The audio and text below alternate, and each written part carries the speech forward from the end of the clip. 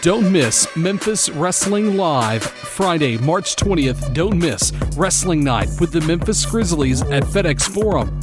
Saturday, March 21st, join us at the Memphis Hustle Game at Landers Center featuring live Memphis Wrestling. Sunday, March 29th, Vince Russo is coming to Memphis Wrestling. Saturday, April 11th, Memphis Wrestling is headed to Little Rock for Arkansas Travelers Wrestling Night at Dickey Stevens Park. All tickets are on sale now. Get yours right now at memphiswrestling.tv.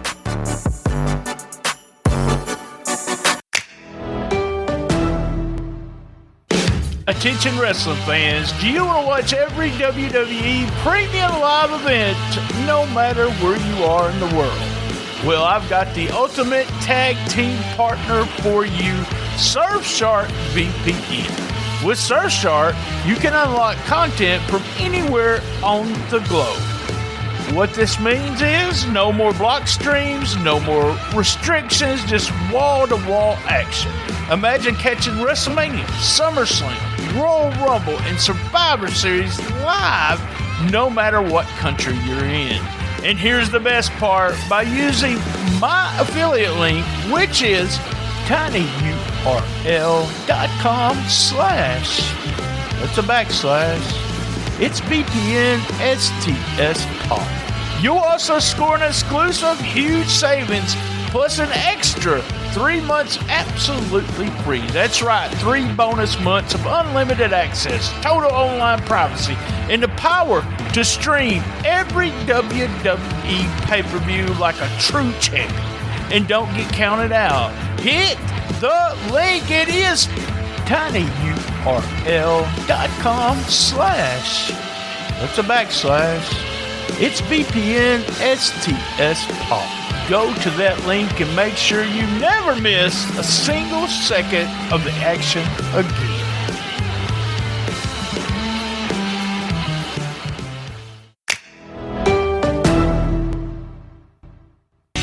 Ladies and gentlemen, it's time to step in the ring with pain relief. When back pain, neck pain, and stress tries to body slam you into the mat, there is only one tag team partner you can trust. Vitality Chiropractic in Jonesboro and Newport, Arkansas. The champions of chiropractic care. With a dedicated team of professionals, they're not just adjusting spines, they're adjusting lives. Whether you're battling aches, pains, or just need to feel like a brand new you, Vitality Chiropractic has the moves to get you back on top of your game. Personalized care, effective treatments, and a commitment to your health and vitality. You don't have to tap out to pain. Pick up the phone. Dial 870-523-2225.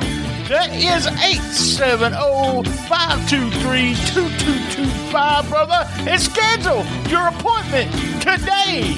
Vitality Chiropractic serving Jonesboro and Newport. Step in the ring with pain and walk out a champion of health. Vitality Chiropractic, because your spine deserves the main event. 1, 2, 3.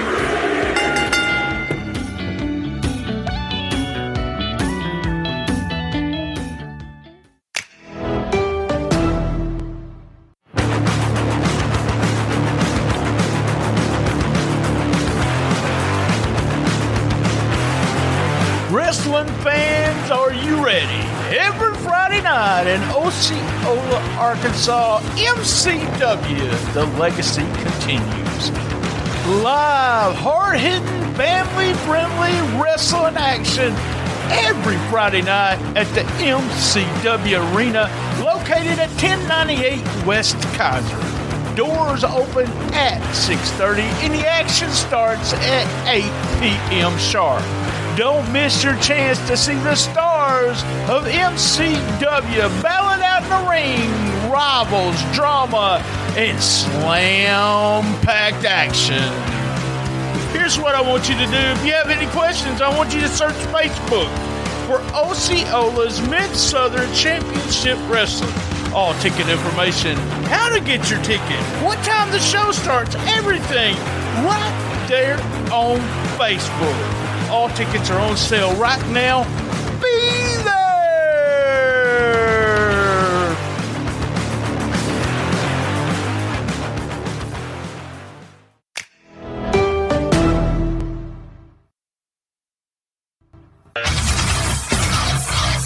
Hey, just a quick reminder, subscribe for $5, $7, or $10 at www.patreon.com/Shooting the Shiznit without a G. That's right, Shooting the Shiznit without a G.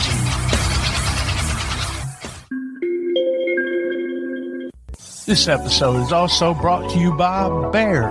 Eat better, live better. These guys are the best meal prep company in Northeast Arkansas.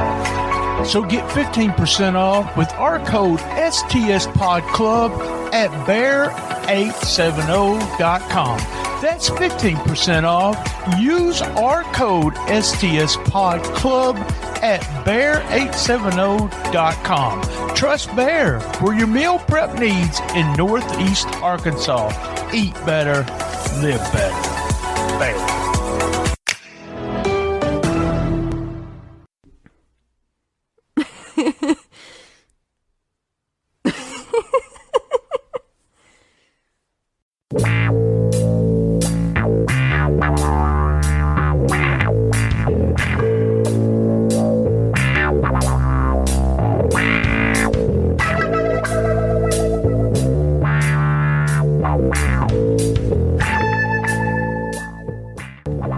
Folks, let's talk about something that can make everything feel a little smoother, a little better, and a whole lot more comfortable. If you're listening to STS Pod, you already know we believe in top-tier performance, and that doesn't stop when the mics go off. That's right. That's why we have been proudly sponsored for 7 years by SpunkLube.com. That's right, SpunkLube.com. Spunk Lube Hybrid is their best selling for a reason. Spunk Lube Hybrid is a unique water-based silicone blend that looks and feels like your body's natural lubrication. Translation, you get that skin-to-skin sensation without the sticky mess or constant reapplication. Whether it's solo time or with a partner, or you're just upgrading your overall experience, Spunk Lube Hybrid has you covered. It's non-staining, made for sensitive skin, and cleans up easily because nobody wants extra work afterwards. Got toys, condoms, no problem. Spunk Lube Hybrid is fully compatible with sex toys, condoms, and more. And here's the good stuff. It's made in the USA, backed by 15 years of trust, and it ships discreetly as your business stays. Well, it stays your business. That's right. Right now, STS Pod listeners can get 10% off when you use the promo code STS Pod at checkout. That's STS Pod, STSPOD, for 10% off Spunk Lube Hybrid, the best selling for a reason. Feel better, move better, enjoy more, because friction, well, it's for bad podcasts, not for real life.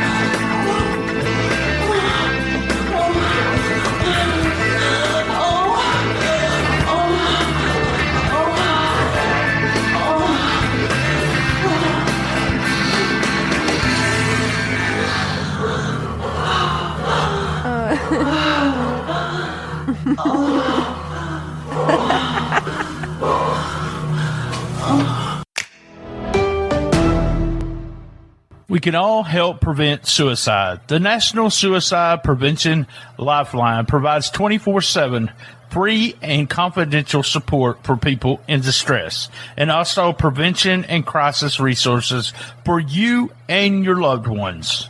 Call 1-800-273-8255.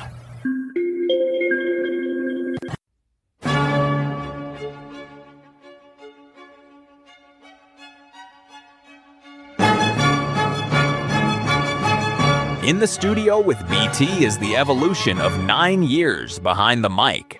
After nearly a decade of podcasting, BT is now bringing the conversations home, literally inviting guests into 304 studios for raw, unfiltered, one-on-one interviews.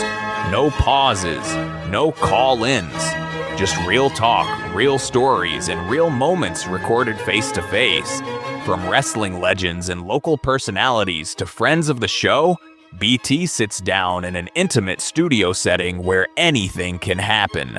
This isn't just another interview podcast. It's personal, it's direct, and it's happening in the studio. Hey, welcome, folks. You know, I always watch these podcasts where after they talk to the guest, then they come on and they make a little video saying, I really enjoyed that guest. Well, it's not a video, but I'm going to add it right to the front of every In the Studio.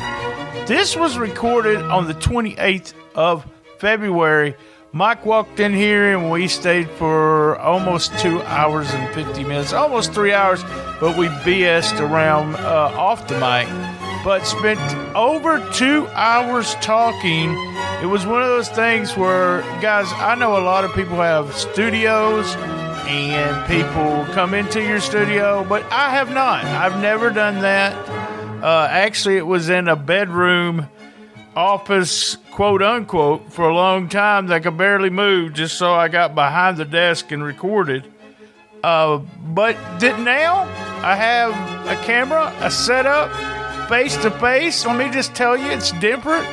It's different talking to somebody face to face. This is a really good interview. It's got a lot of good reviews from the Patreon. Remember, you always get the uncut versions on the Patreon. Guys, this is uncut except just a snip at the front.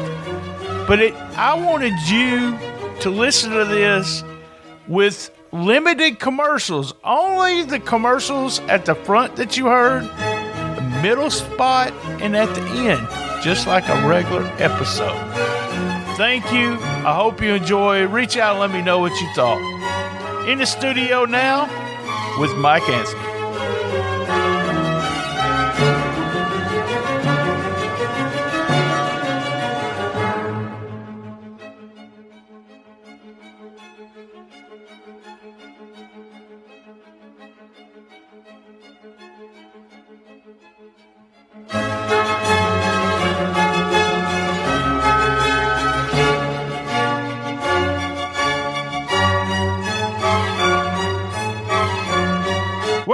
From 304 Studios in Jonesboro,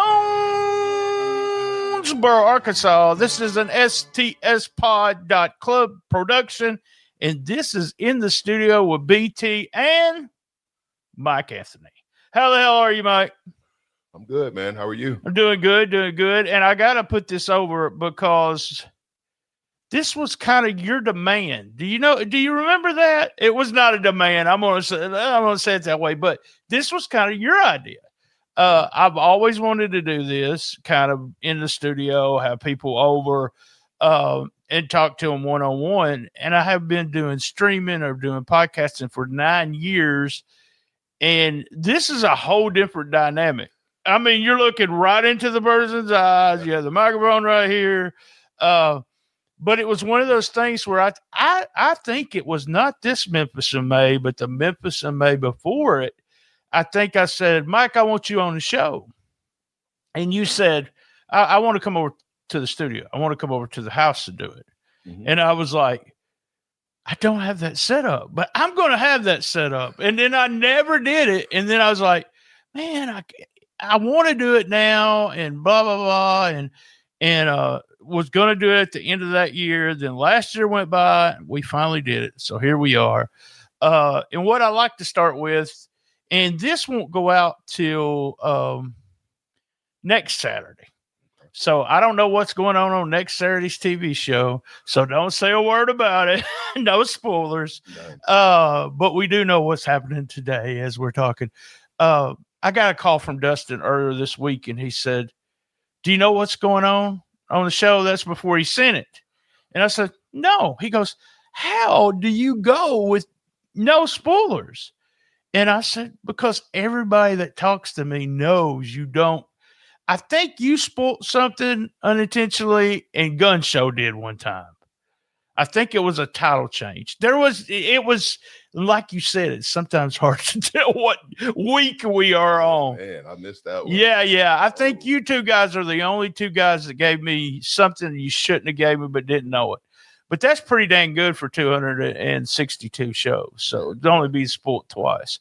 But I always like to start at the very beginning as a fan, as a kid, as you growing up. Did you grow up around this area? Because me and you, this is where I met you at, and we'll talk about that in a little bit later. No, that's one thing about me. Everything about me is 100% authentic. Born and raised in Chicago. Oh, wow. My name is Mike Anthony. I wasn't going to ask you your shoot name, but yeah, there you go. Yeah, my name is Mike Anthony, and well, I'm just not going to call myself something I'm not. Right. And but yeah, born and raised in Chicago, so I missed all the Mid-South wrestling. I didn't catch. You didn't know Memphis wrestling. You didn't know anything like that.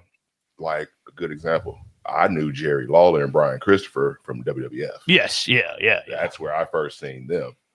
And like I knew of Memphis wrestling, just never seen it. What was you watching then? WWF. So WWF was your WCW, because when I grew up in Chicago, but my mom lived in Atlanta. So whenever I go to Atlanta, it was all WCW based. But then in Chicago, whether I had cable or not, just depending on the time. But you had the standard channels, 32, 50, 26. Right. You would catch like WWF Superstars, or you catch the 1 hour program, or even the Hispanic channel had wrestling on it. You couldn't understand it, but it had WWF on there. You got to watch some matches. Yeah. The same thing. You know, I can catch a little bit of WCW, but then growing up in my time, Sunday through Thursday, you're in bed at a certain time. But Friday and Saturday, you get to stay up. I don't know. It's like random channels. They never had a fixed channel, but late at night, I would catch the tail end, last 15, 20 minutes of ECW. Oh, wow. Yeah, because they were really weird about it. They was trying to get on as many channels as they could, but you never knew what. And is this in Chicago that you'd catch them every once in a while? Yes. And then there was one time I thought WCW was located in Chicago. It was on 125th and South Chicago. My dad took me up there, and it was a little bitty storage building, but it said WCW on the. Oh wow, yeah. Come to find out, that was Windy City. Right, I remember Windy City. Yeah. But went up there on like a random, like one day during the week, so nobody was there. I didn't know anything about independent wrestling. I thought it was just how you go and get a job at McDonald's. You just go fill out an application, go get a job at WWF or WWE, and that was that. Only to find out there was a whole different dynamic. You don't just go to WWE unless you're just, something, once in a lifetime. When you was in Chicago and when you was in Atlanta, going back and forth, and I know how that is, but was you able to go to live matches during that time? And was any of your family, your mom, your dad, or did they like wrestling? My mom didn't care for it. My dad was all for it. I didn't go to my first WCW event until 1999. It was January 1999. And that was at the point in time where when you watched it on TV, right before the big match happened, they would go off the air, and that's when they started getting yeah. So my first ever event, the main event, off-air main event, was Macho Man and Hogan versus Sting and Luger. Oh, wow. Yeah. And so that was when the NWO was red hot. That's when Crow Sting was at its hottest, and he just come out, Right. He was champion at that time. That's a fun time. I always loved Sting. So, and now what age are you at this time watching wrestling? And when I started watching wrestling that I remember, it would have to have been Saturday night's main event, probably 88. Yeah. Because I was just in front of the TV and they opened up with those pre-show promos, and I've been hooked ever since. But at that time of that WCW event, I was in my teens.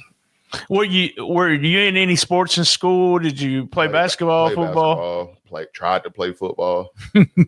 That's a whole different. Oh yeah, man. Yeah. I know. I tried to play football too.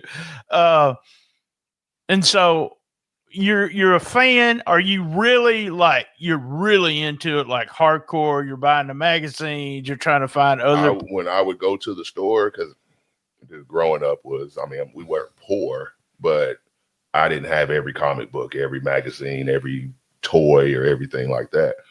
But whenever we go to the store, I'd go straight to the magazine section. And when you're ready, when you're done doing whatever you're doing, you can come get me. You know where I'll be. I'll go look at the figures, but then I'll come back and I'll read through the magazine. I've told the same story because we were poor.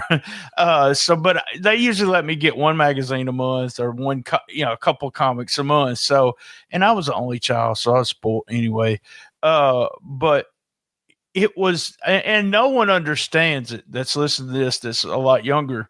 They don't understand going to the newsstand and trying to get as much knowledge as you can while someone's grocery shopping. You can care less what they brought home. Well, see, Pro Wrestling Illustrated is when you look at their top 10. Right. That's where you find out about USWA. That's where you find out about Memphis. That's where you find out about these other promotions.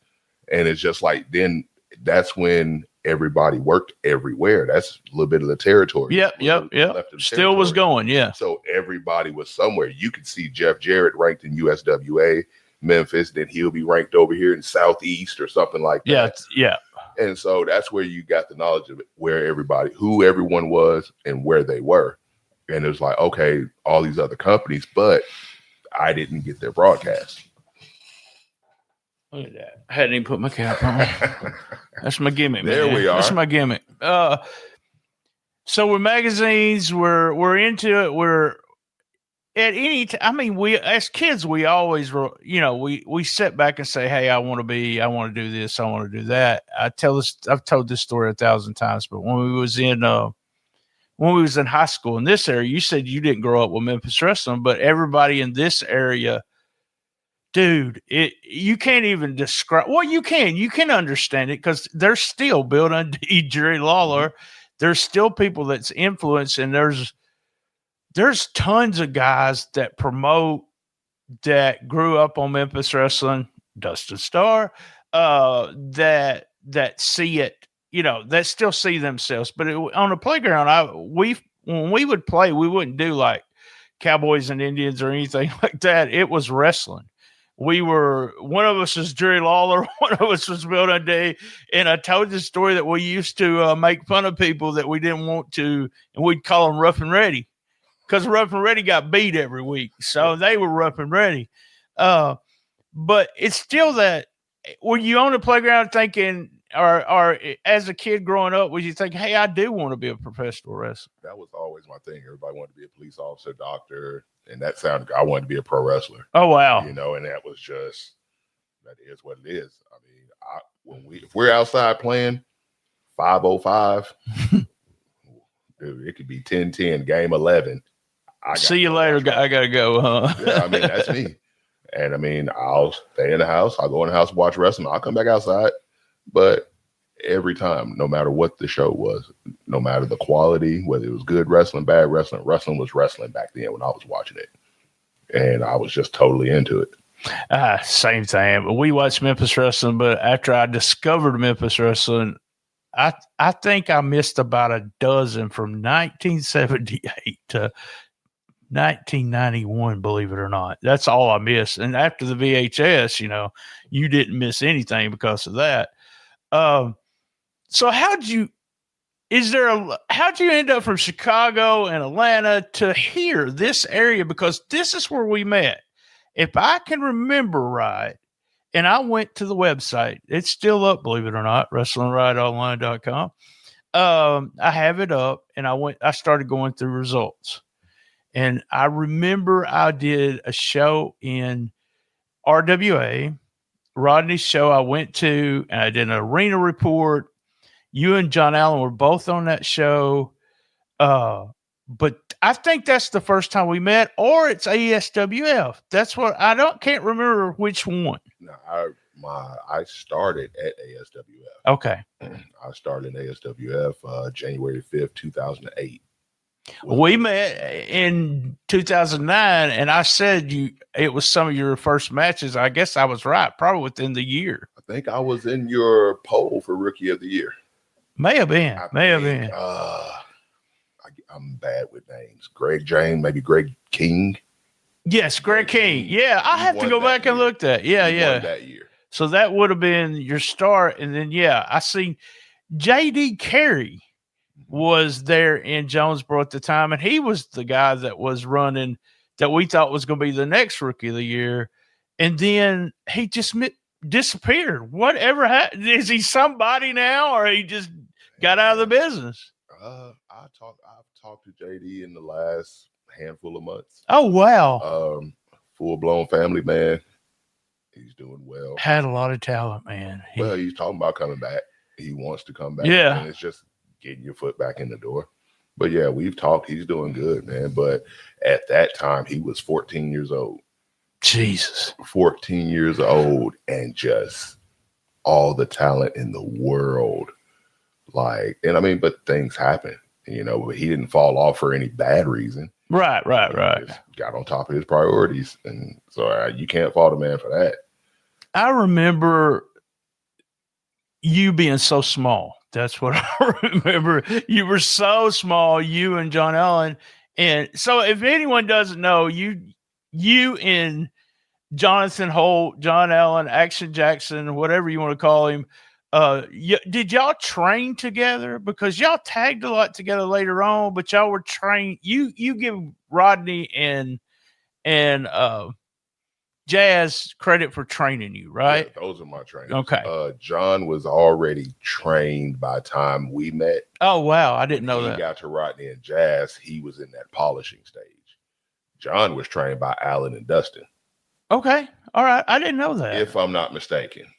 Don't quote me on that. But if I'm not mistaken, he was originally trained by Alan Steele and Dustin Starr, and went to Rodney and Jazz just for polishing. Yeah. And by the time I met John, because I was doing security on John's first match. When he debuted in ring, I was security. Boy, did you already train him by then, or did you? Okay, all right. So my very first day of training was his debut. Oh, wow. And I was working security, and he was getting his ass handed to him in his first match ever. In my mind, and I can't put anything chronologically together. I could tell you what happened sometime, but I don't know. Did it come before A or did it come before B? But for some reason, in my mind, y'all have been linked for so long together. And in my mind, y'all were both trained by Rodney and Jazz. So how'd you hook up with Rodney and Jazz? By the way, two of my favorite people in the business. Have always treated me with so much respect. They are awesome, and I'm glad that they're getting their flowers now. Oh, yes. They should have been got it. It's long overdue, but better late than never. Yeah, I feel the same way.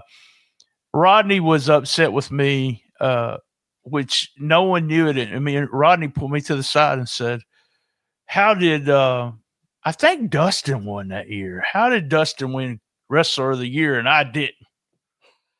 And I said, it's a shoot. People didn't know that. They voted. People voted. Yeah. If you voted twice on the same IP, I would drop it off. I had it all gimmicked up. It was as legit as it could get.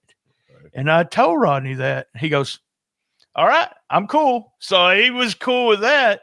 And then Rodney came, we were at a show together, and I was standing talking to some guys, and he came up behind me and then gave me his arm, and I put him in a hold and took him all the way to the floor in front of all the boys. What? And they were like, everybody was like, what the hell did he just do to Rodney Mack? He gets up, gives me a big hug and everything, but just such a gentleman. And Jazz was always, I've had her on the podcast. She's always been just She's just normal. That's what a lot of people in the business, especially all the stuff those two people had done when I met them. They got a big head and they don't want to talk to you, but they've always been really super nice to me. So how'd you get hooked up in training with them? So was my ex-wife and I were sent here from Mississippi, and we were stationed in Jacksonville, Arkansas. And when I first got around here, dude, didn't know anybody or anything, so went to the gym. And at the gym, that's where I met. Do you remember Silas? Big, tall, 7 foot tall. He wasn't around too long. No, I can't remember. But he was in RWA a little bit. Yeah. But just working out, and I overheard him say he had his first wrestling match tonight. And he was like, "Oh yeah." Instantly racked the weights, sat up, wait till he was done. Instantly jumped in this conversation, and me and him have been cool ever since. I rode with him that night, and he was just telling me that he had been training for a while. He's got his first show tonight. It was his debut as well. He was involved in a lot of people's first matches. He was going up there to train, and when I go up there, I'll be damn, Rodney Mack Jazz standing in the ring. And so now the whole little fill out an application, go straight to WWE thing is just really out of my head, because it's almost like, well, WWE is standing right here in front of my face. Right. Yeah. In Sherwood, Arkansas, of all places. Right. Okay. And it was a thing where I immediately took to it just off of athletic ability, and then the fact that I had been watching it for so long, but there were so many layers to it as well that you don't just go in there and do what you think you're going to do. It's really not a video game. So I had the video game mindset going in there, but once I got sat down and taught the different layers of how to build, then everything kind of fell into place from there. It's one of those things that you could do every move in the book, but you may not know where to put them and everything. And if you say you learned everything in the wrestling business, you're lying. I'm sorry. I learned stuff. I've been around it since 90, maybe 88, 89, something like that. And I learned stuff all the time. Like, why'd you do? Okay, tell me why you did that kind of thing. And I'm a psychology guy. I can watch people not really know the moves as well, but I'm a stickler for psychology. I want you to learn psychology. Yeah. I had two of my teams had an ECW tryout one time. This was the day before their last show. And I ran them out of business. I told that story a couple of days ago, but it feels like we did. But we had a tryout, and that Nova was there, and Nova watched the match. A couple other guys watched the match, but Nova really watched the match. And he pulled us all to the side, and I was the manager. I was a heel manager, and I did a bump from the ring apron to the floor to the barrier. I mean, I was showing out. I didn't want to go to ECW, but I wanted my guys to look good, right. So I was showing out, and he made me feel good, but made me feel bad. He told the guys, he said, every one of y'all everything y'all did was wrong except him. And he did exactly what he was supposed to do. And I was like, oh God, don't tell him that. But we went in just doing move, and no psychology. So he was like, it took him, X amount of years to learn the flow of the match and everything. And when someone like that says, and my guys, unfortunately, I was calling a lot of the stuff outside the ring, hey, hot tag, hey, a fight back, but, just things like that constantly. And he's like, it takes so many years. And I was like, man, I can't, there's where I need to start and let them learn psychology instead of just move by move. Mm-hmm. Tell me about your first day training. Did you think, oh, hell, I'm done? Or was it some people have a rough first couple of weeks, and some people say, oh, I was just having a great time. I struggled in areas that, well, number one, I am a horrible trainer anyway. When I say horrible trainer, it's a difference between me and training and a difference when it's showtime. Yeah. I have no adrenaline. There's nobody there. Everything hurts 10 times more. Right. Oh, yeah. Very much so. And for some reason, I become very dumbfounded in training. Like, for some reason, I just forget. And it's just that's funny. It's crazy. But my thing starting off was like the small thing, because I was a smoker when I first started. Oh, dang. And that did not, the cardio wasn't there. The cardio, and it's a different cardio than the gym cardio too. People, there's no way to. I mean, you can prepare, right. But there's nothing like, because once that adrenaline hits, your breathing changes automatically, and you're trying to calm that down. You're trying to. You got so many different things to. Right. And so, but yeah, the bumping was a terror for me. Went home hurting, huh? Well, I was kind of scared of it because the body wasn't built to just carelessly fall backwards. Right. Yeah, you're right about that. Well, it's the not, but reaction. Hey, put that hand down. Put that hand down and drop. But then now it's to the point where dropping that hand will hurt you a hell of a lot more than it'll help you. It's just second nature for you, though. You've been doing it so long. Hey, I can backdrop. Well, I even tell people, hey, if you slip on it, just tuck it. Right. Because you doing this, you're gonna hurt yourself a hell of a lot. I fell back here one day and did that because I knew if I stick my arm, I'm screwed, and I could just feel my body going back. I said, because they used to say when people would tell you it was fake. One of the things they said was they know how to fall, like it don't hurt, And I was just like, well, I told my wife, I said, I know how to fall. I still know how to do the back bump. But yeah, that's one of the things that people don't understand. I'm not ashamed to say, hell, I fell in the snow. Oh, I have too. But it's a thing where, when you feel that leg go out from, just let it go. When you try to fight and you're going to tear an ACL. You're going to tear a meniscus. Some of the guys that I worked with and helped, with the psychology and everything, they did a lot of their first stuff when they were kids on a trampoline. Mm-hmm. So by falling back on the trampoline and being able to back bump, then when they got in the ring, they were just doing the same movement. And because they were used to, but they got their air knocked out of them first couple of times. But I never seen a trampoline until I moved to Mississippi. They got these trampolines in Mississippi. Some shit you can't get in Chicago. Man. Yeah. Oh, okay. You can't keep certain things, like maybe in the suburbs or something, maybe. But right. I can't imagine. Yeah, living in the South is it's a total different experience. One of the guys I worked with for a couple of years here on the almost 8 years on the podcast. He was from Chicago, and it's not a bad thing. It's just people are different, man.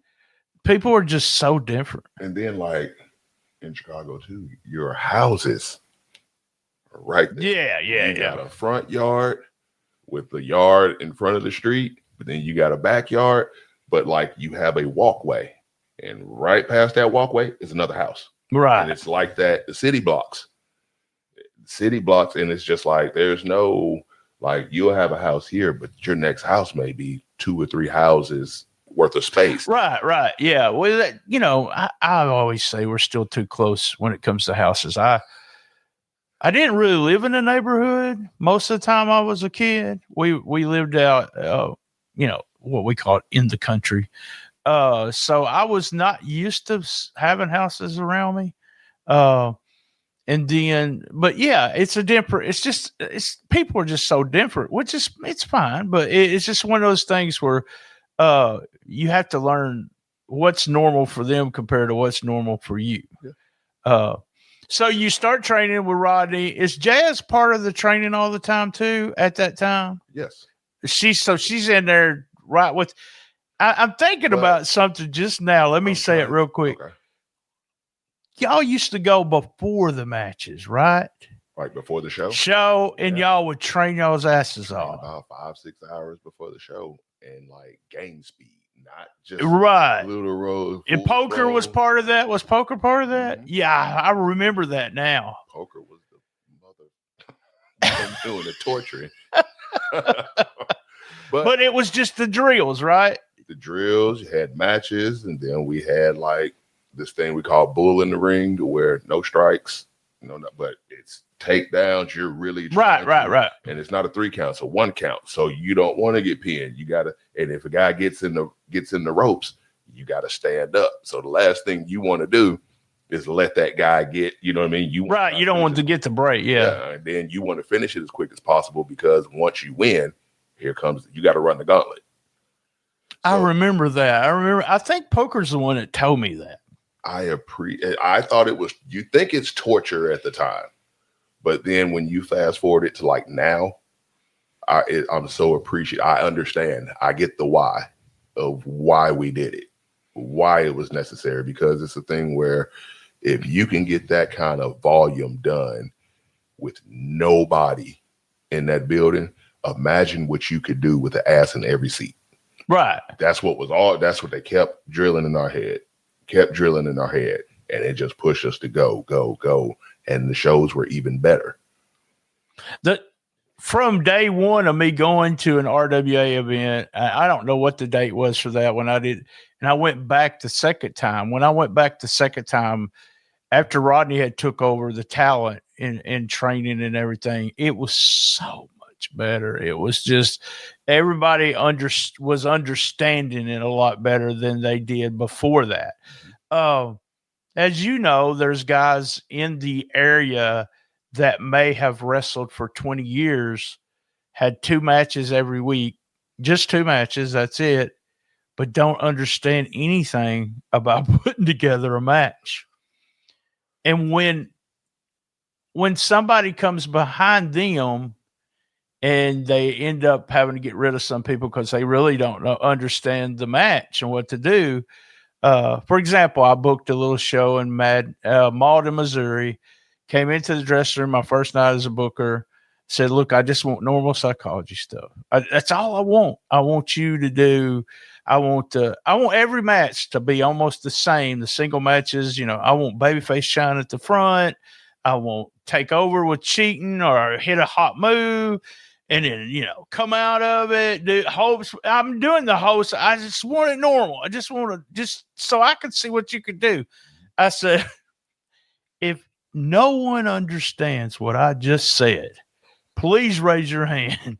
Everybody in the dressing room, but 4 people, and they were my 2 teams, did not know. And they had been wrestling forever. And I don't know how they get it. I don't know how that happens, but it happens a lot where there's everybody, and everybody complains about it. Everybody wants to do super moves, blah, blah, blah. It's okay if there's some psychology about, I want you to do your super moves. I want you to get your shit in. Sure. But you got to get to, and we've talked about recently, talking on the podcast, the difference between Memphis wrestling TV matches and house shows, and how the TV matches, even though y'all got a hell of a crowd and they're reacting to y'all stuff, there's not a lot of listening to the 7 minutes. You don't really have time to listen to the crowd, right? Are you still listening to, I'm going to put something in because they're so hot? Me personally, yes. I can't speak for everyone else, though.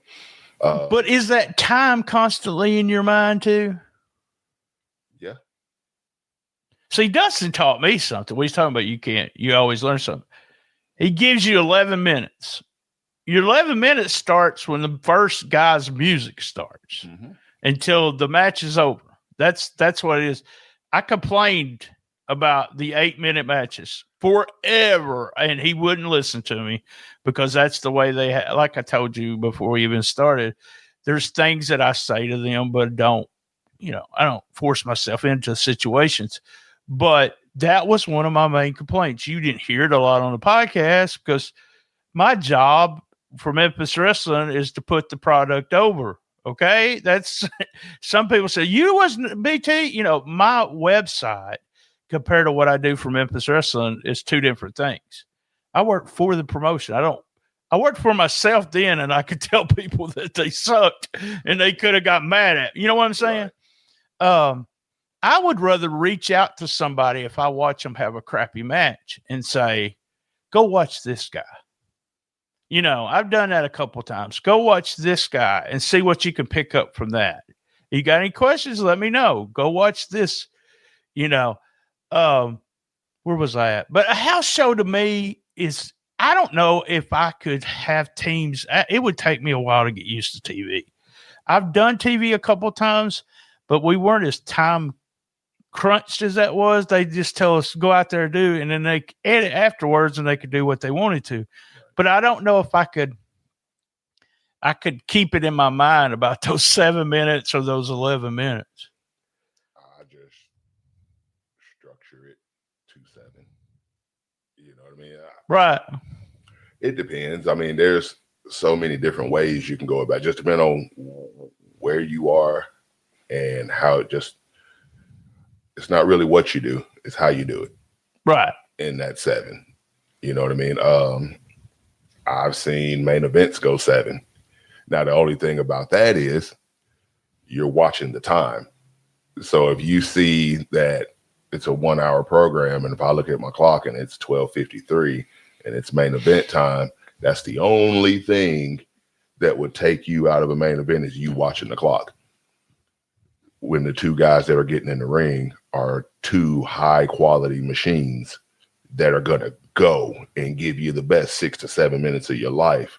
If you're not watching that clock and paying attention and just watching wrestling, right, it's just too much. You have access to too much now. You can sell, instead of just when we were watching TV before TiVo came out or before the fast forward. Right. You didn't have a time block. Your only time block was the little TV guide that you had to watch go all the way around before you see what channel, that one channel you wanted to see, or you looked at your clock and just kept time. Other than that, there was no counter at the bottom of it to let you know how far into the program you were. Do you guys have the referees helping too? Do the referees say it's time to go home and stuff like that?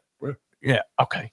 I figured y'all, I've seen Neil back there, and I've been to one show and it was on a Saturday show. So it wasn't TV tapings.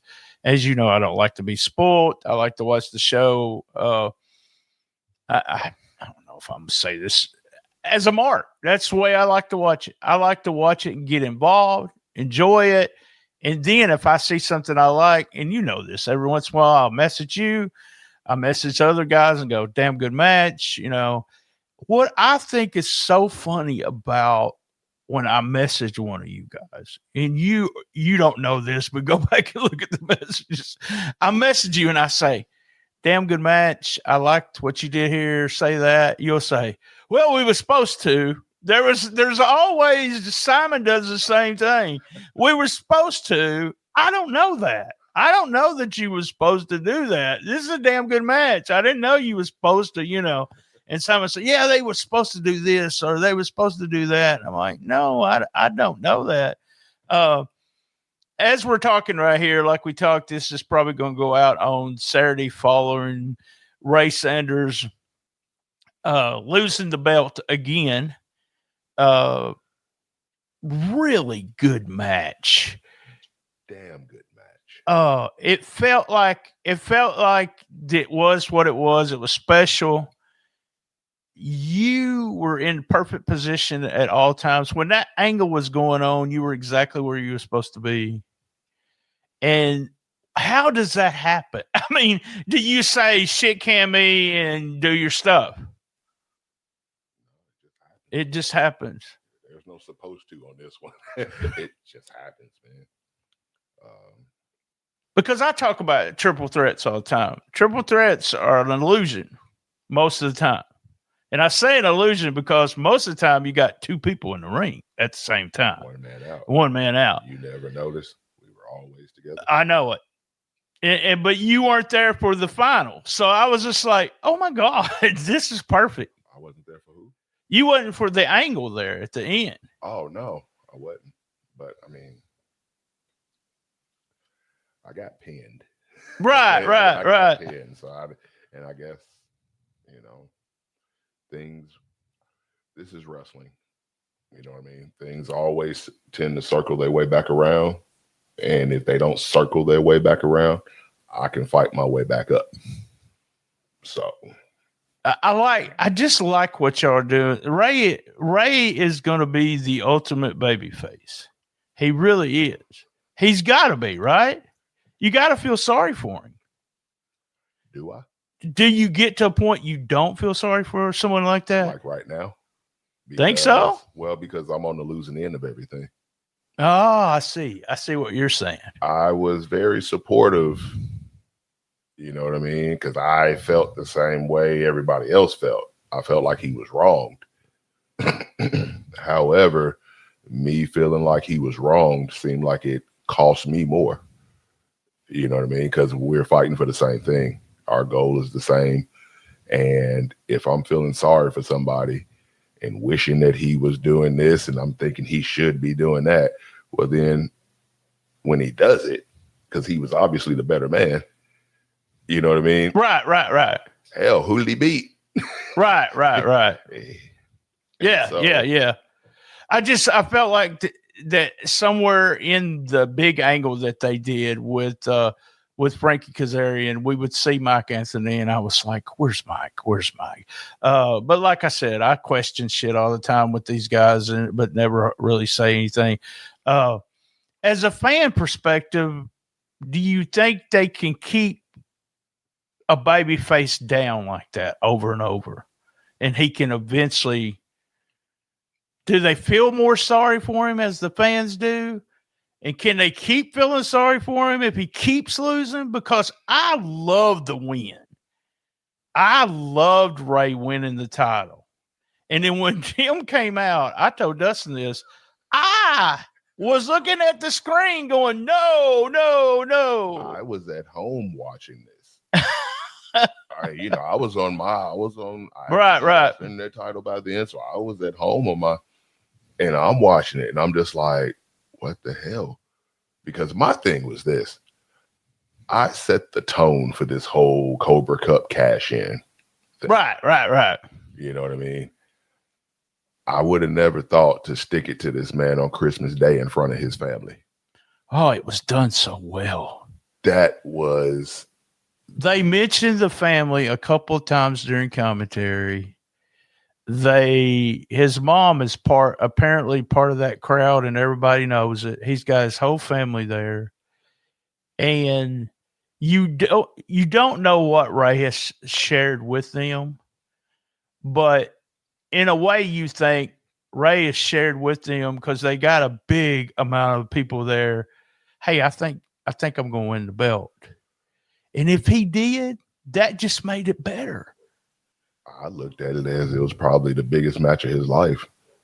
It was, of his career so far, The way I looked at it, dude, much like Toomer and Ray probably have two of the best shoot stories, just career-wise, period. Yeah, Toomer does. Yeah, Toomer was sitting in the crowd, a ticket.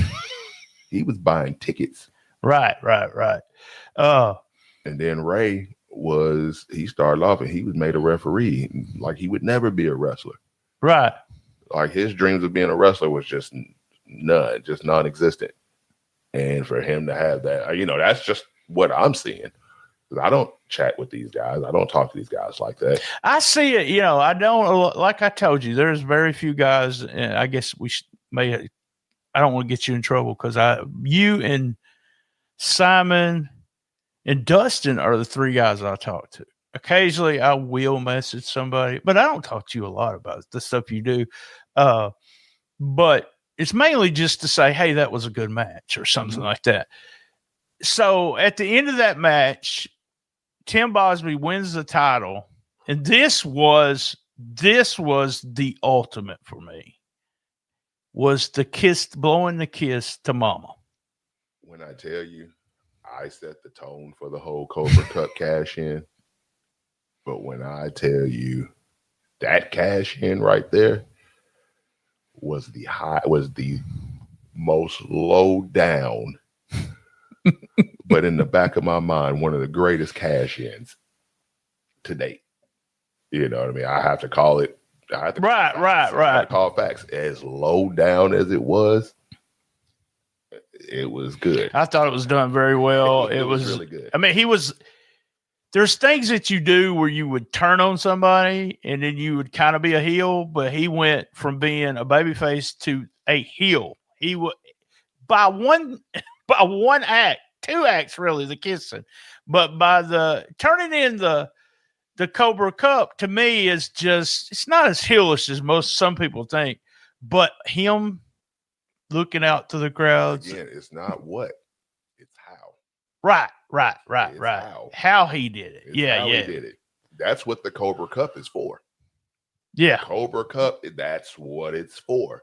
Anytime, any place, anywhere. Any belt. That's the stipulation. So you can't blame the cup.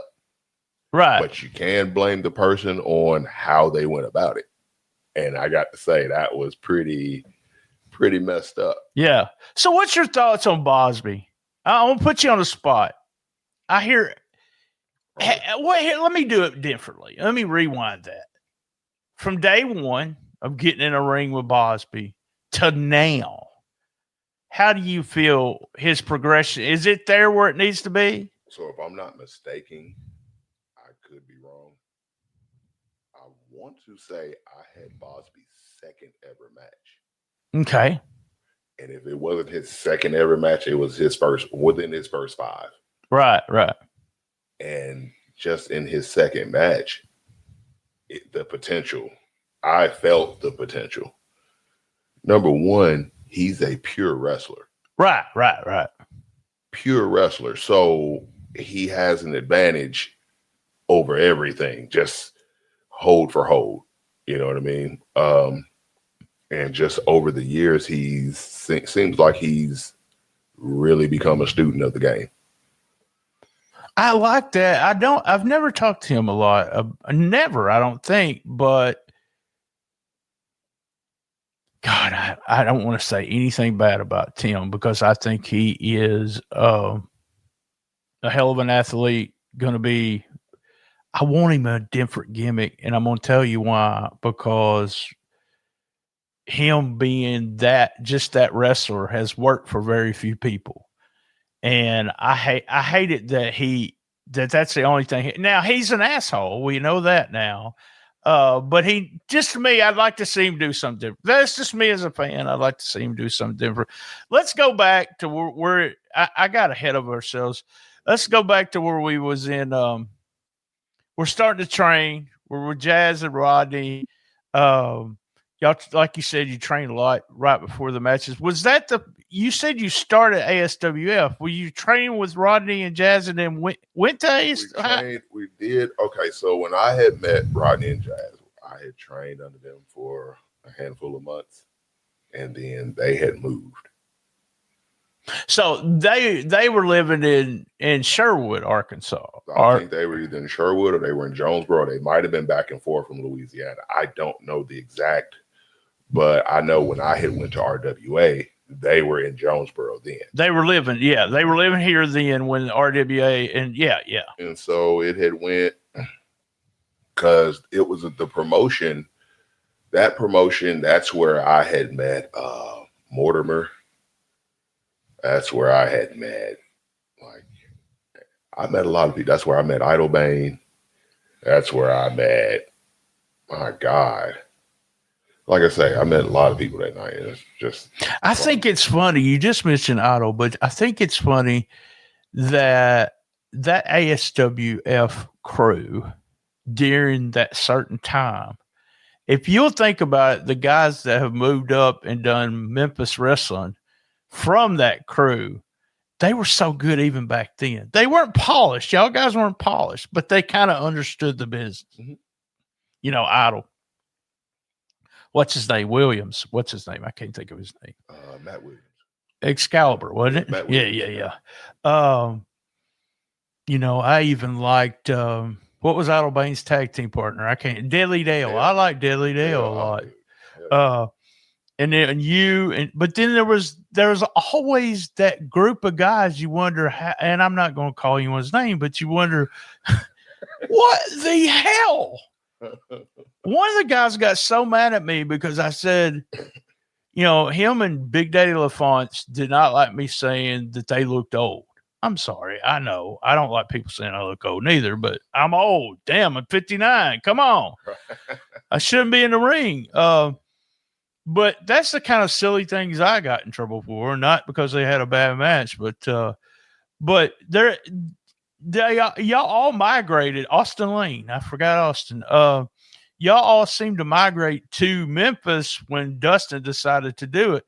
All right, I keep going back. You're training, you're working in Jonesboro, but there's a time and period where you're gone from this area before Memphis wrestling started.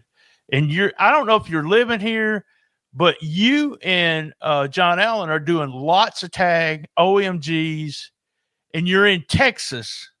Are you traveling to Texas? Or are you living there and you're working for Rodney and Jazz, right? Yeah, we were traveling to Texas. I was still here. Oh, damn. Yeah. Oh, dude, that was a haul because it's just like an hour and a half, 2 hours just to get to John. Then we take off and start the trip. So coming back was just not fun because you got to get to the rendezvous point. Then I still had an hour and a half, 2 hours to drive. One of my friends came in Monday or Sunday last week, drove in from Dallas, and he sent me his location so I would know when he arrived. And I remember driving to Dallas, but then you see that 9.5 hour trip and you're thinking to yourself, what the hell? Y'all were in car for a long time during those, for those matches. Y'all were doing TV. Talk to me about that, what y'all were all doing there. At that time, and we were working Dog Pound in San Antonio for Rodney. We did a little work for Rudy Gonzalez down in Del Rio, Texas. Yeah, I'm familiar with him. Yeah. And then we were working for Kevin Nichols up in Rogers. We would go up there and do OMGs there. And then mainly we were doing SWE. It was SWE and it was a travel show throughout Texas.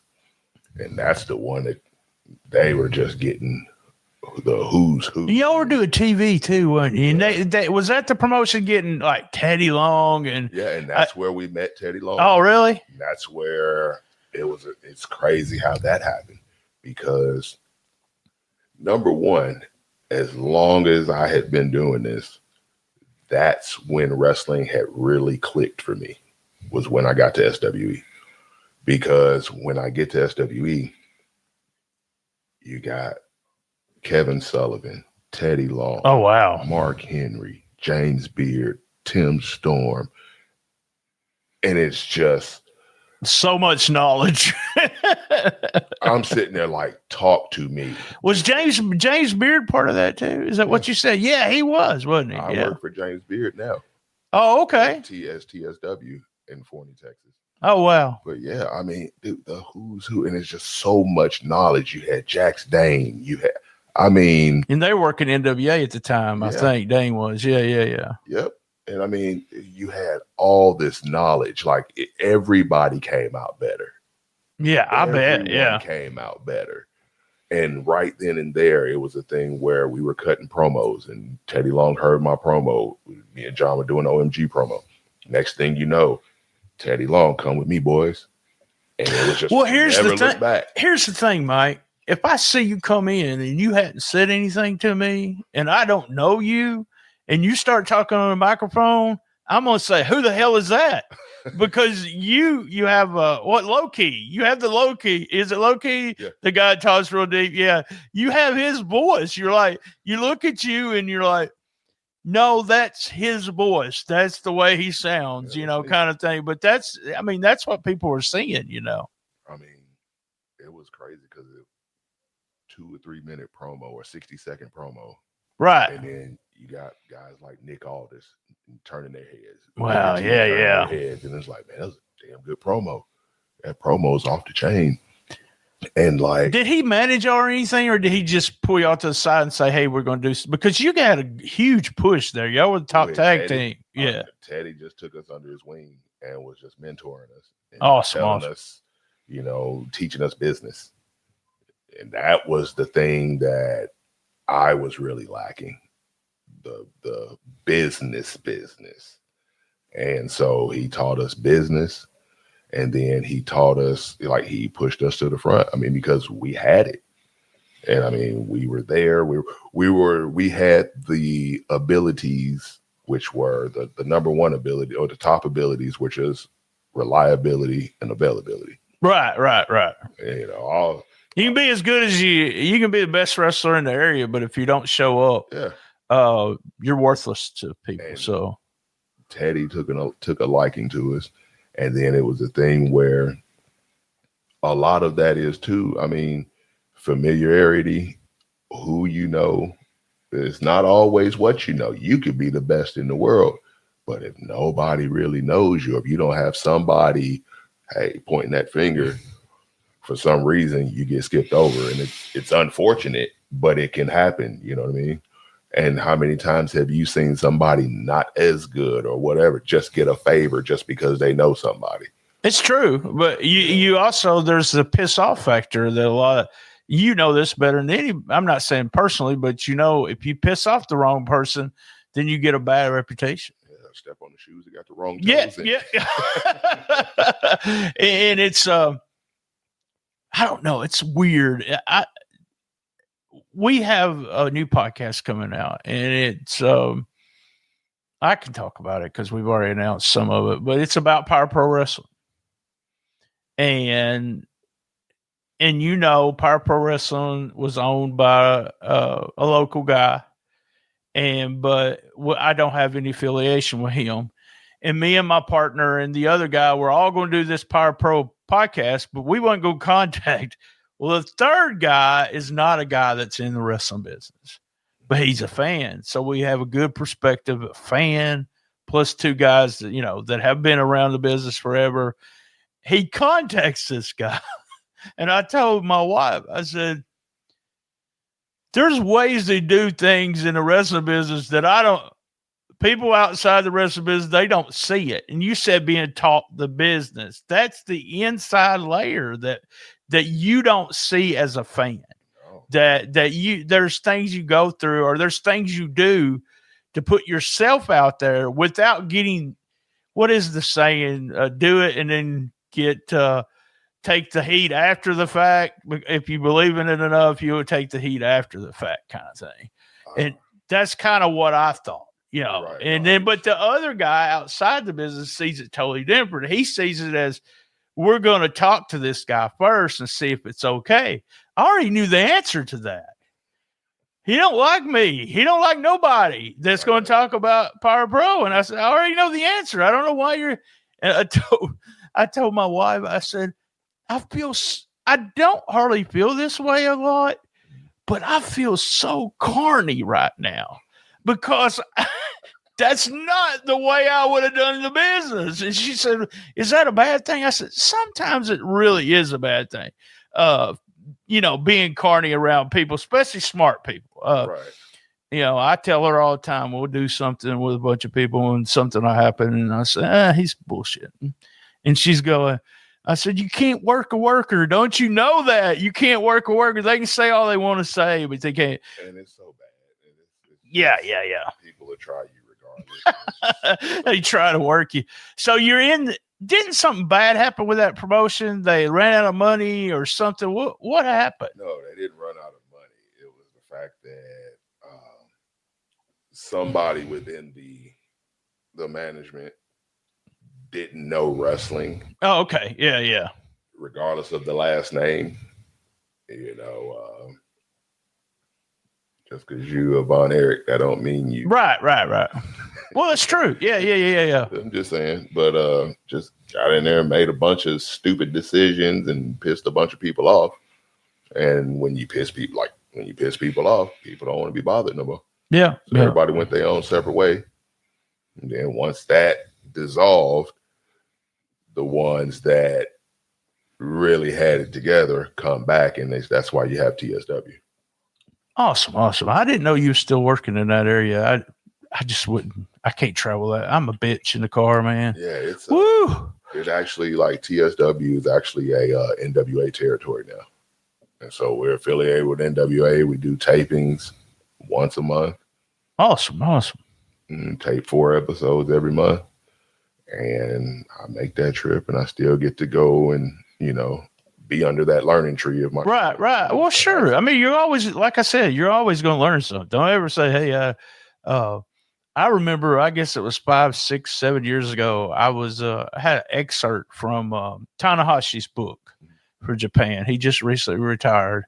And it was translated in English, and he was talking about psychology. And, that's I just love it, but he said something that I never thought about. He said, it's not just the moves, it's what you do in between the moves. And I was like, ding, ding. And that's, like I said, to me, that would be hard to do for a 7-minute main event, but you have to decide when you stop, what you do kind of thing. There was a match between Mike Mondo and, what's the superhero's name? I can't remember anyone's name. It was one of those matches that was almost flawless. Personally thought that was a breakout match for Wonder Boy. I thought so too, but he's in the ring with Mike Mondo also. But Mondo did that spot where he just, hey, we're fixing to slow down. We're fixing to put him in a headlock or whatever to the ground and slowed him down a little bit. And you don't know how much that helps when you got the nerves or you can't breathe or something, just the setting down part. I thought it was a great match for both. Wonder Boy looked really good there. Really good. But this is the tiny things that you just keep learning. Like you said, you're under the learning tree and everything. Is Rodney and them there in Texas still? Yeah. Okay. All right. I thought so. Full throttle. And then has she moved to Orlando now? I don't know if she's moved. I know she's working there. Yeah. Because they said she had a full-time job as a trainer now. So, man, she needed that a long time ago. But I'm excited to see what they do, what she can do with some of the people.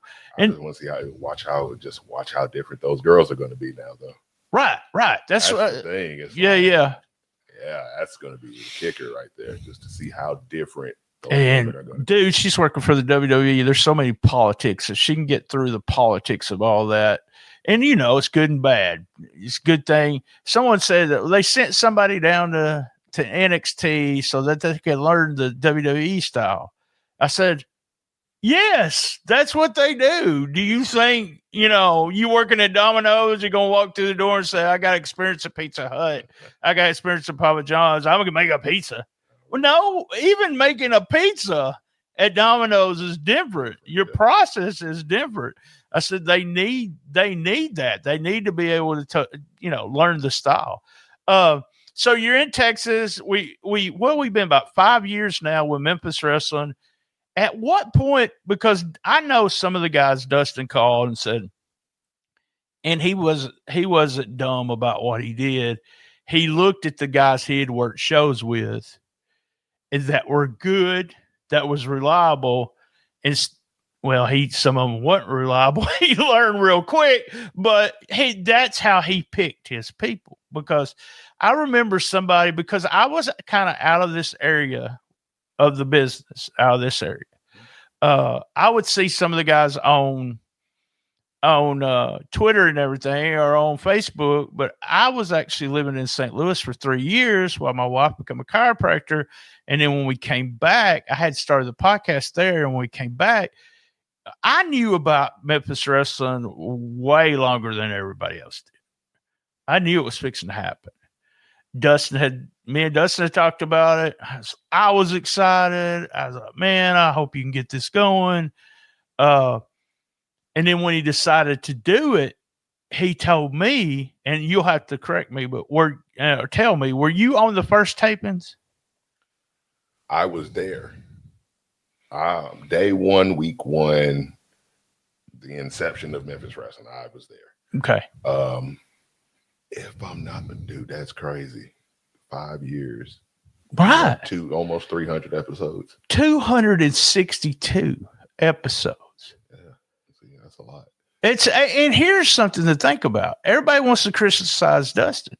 Everybody wants to criticize outside of the bubble. Okay, let's say that. Never late with an episode. never didn't do a new episode. So let me touch on that one part first. So I think I might have been on week 1. I don't remember if I had a match or if I attacked Swole. See, he was one of the guys I had never seen. Something to that effect. It was in the first 2 to 3 weeks I was there, but I was there for the first tape. Right. We were at the hall. But what was that second part you were saying? Oh, yeah. So you can do everything perfect under the sun. Somebody somewhere for some reason is going to find some reason to bitch about something. They're going to complain about something. They're going to say something's wrong. My dad always said, because people would complain about, he had a business and they would complain about something, and his saying was, well, if they can't take a joke, fuck them. And that was his whole mentality in life was, in other words, I'm going to do what I want, what I think is right. And if they're not along for the ride, then I don't need those people in my life, kind of thing.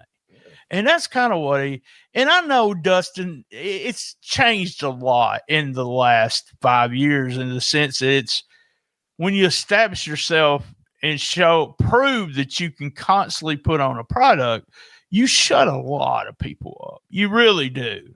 That, it's just like if I said, well, I'm going to put out 2 episodes a week. Started that 8 years ago. We've done that.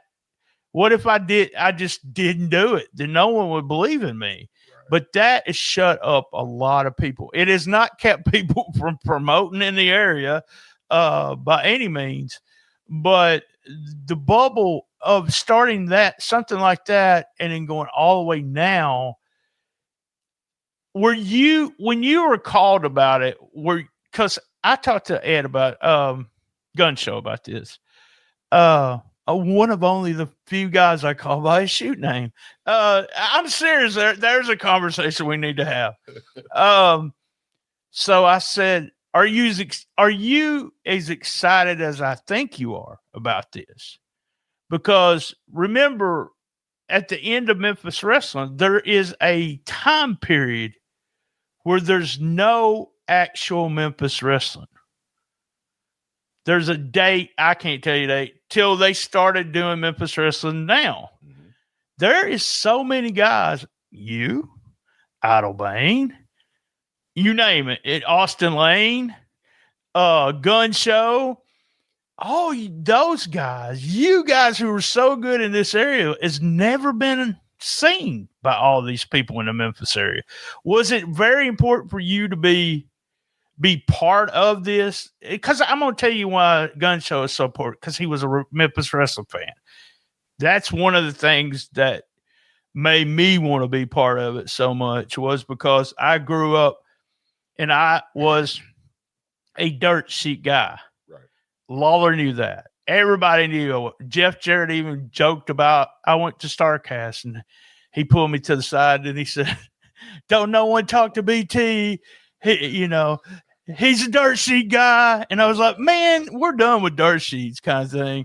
But Dustin said, it actually was Maria's idea, but Dustin was like, you want to do a podcast? And I was like, well, I'm going to do it for 10 weeks. And then that's all I'm going to do. I just want to give y'all, the first 10 weeks. And he was like, and Maria says, no, just do it till we quit. Give all that to him.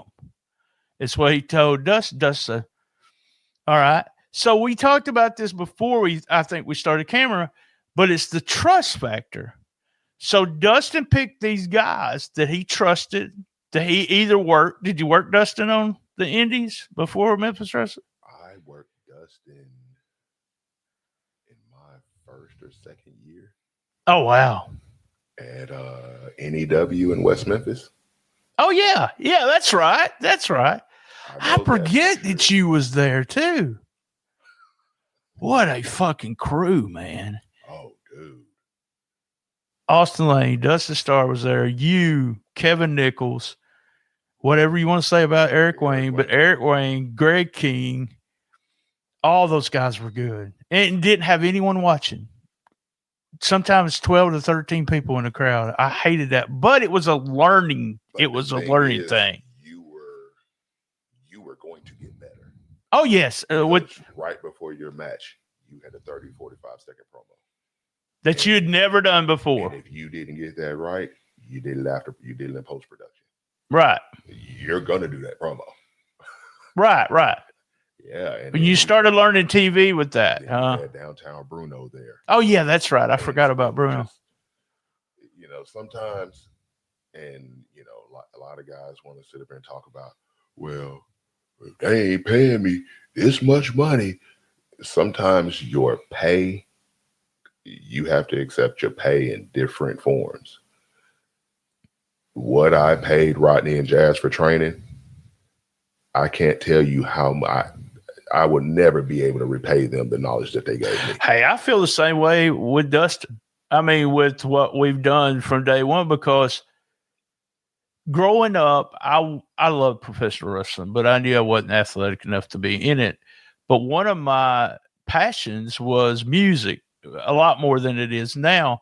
But I grew up in the MTV era. Every song had a video, and I wanted to do video work.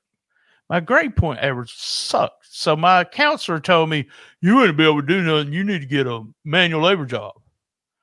And I want to go back in time and tell her to fuck off now. But he gave me the opportunity to do that, to look at the numbers. And I'm a numbers person. I want to increase, blah, blah, blah.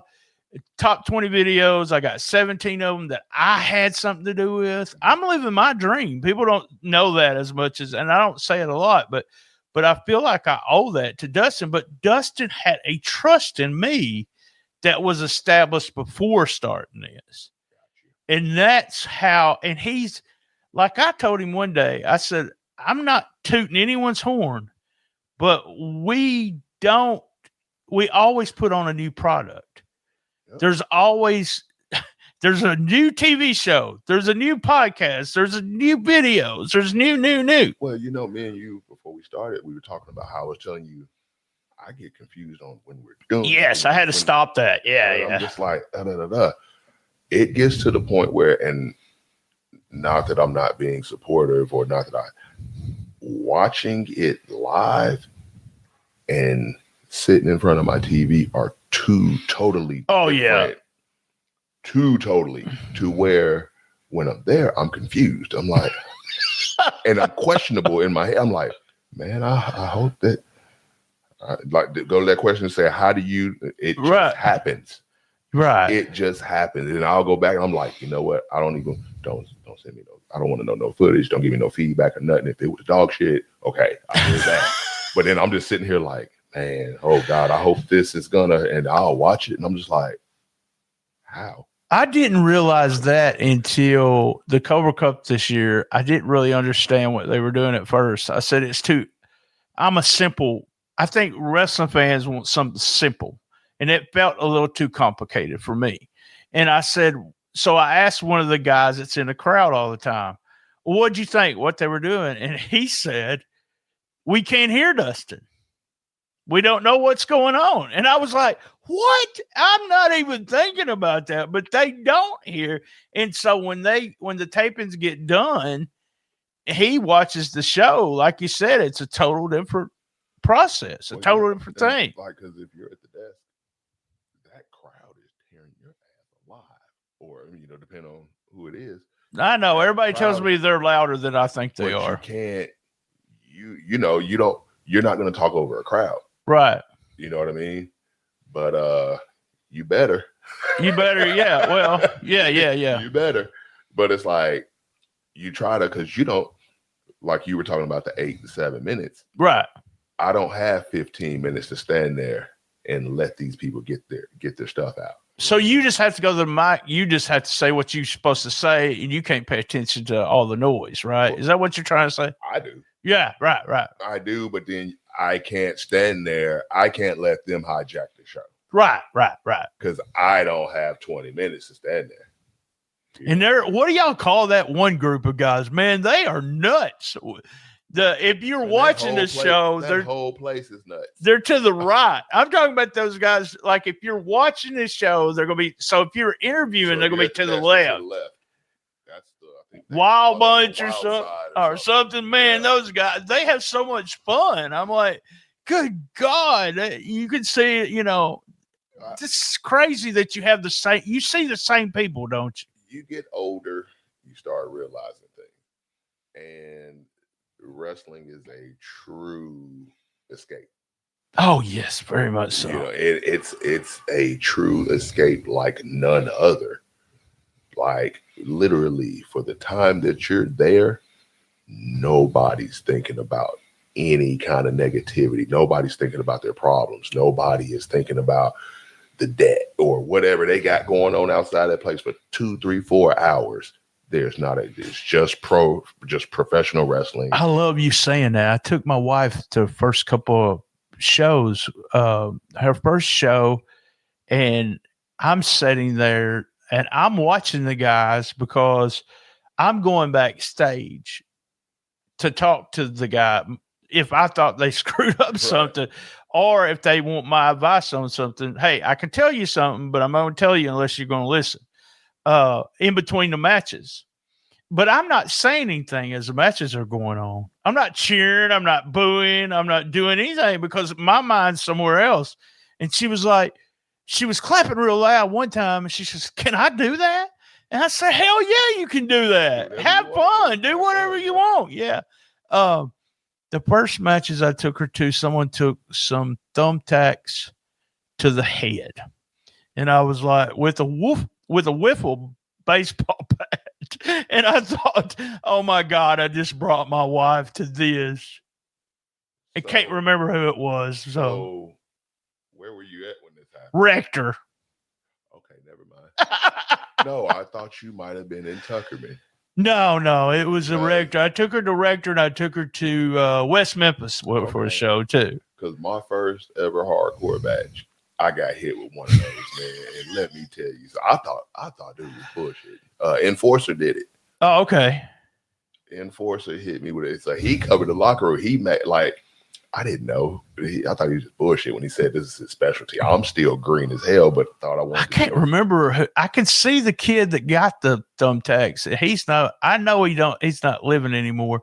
He was Tank, one of Tank's friends. You remember Big Tank that was in the area? I don't know if you ever worked him.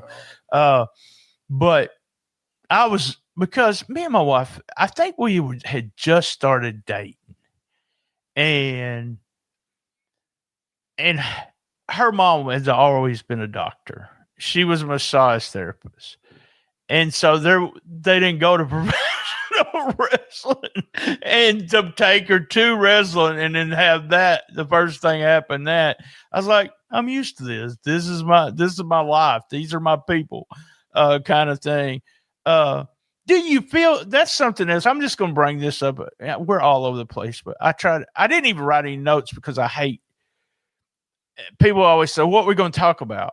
I call it in the ring. I say that probably to them. The best interview. Yeah. I call it in the ring. You know, whatever comes in my head, because there's some things like I thought of this morning before you came over. I was like, I've got to look up how long we've known each other, because I told someone the other day, hey, I've been knowing this guy since he started. But really, I have known you except for the first 6 months that you was in wrestling. Damn, I thought of something and it left my mind. Let's talk about Memphis wrestling being part of it, getting the call. So how's all that happen? I don't remember detail for detail, but I do remember being asked to come in and being told about Memphis wrestling, what they're starting, you know, who's doing right. And here's the first taping. Love to have you. And sure, let's go. And then we went in, never looked back. You know, As soon as you said, it was a TV product, then he explained his idea and what he was wanting to do. And once Dustin gave me those minor details, it was all a go. I mean, especially because my thing is this. I'm not the type of person, unless you give me a reason or unless your promotion has zero plans of evolving, I'm not going to be, I ain't going to work down there with that shit. No. Right. If you're trying to build something, if you're trying to grow, if you're wanting to be successful, anything to help. Like I work a show now. When I first got there, their most experienced guy was 7 months. God. And the guy brought me in and then heard my promo and then saw my work. And he was like, man, would you want to come down here and help? I really need help, but I want to see these guys do well. Right. That's all you had to say. Right.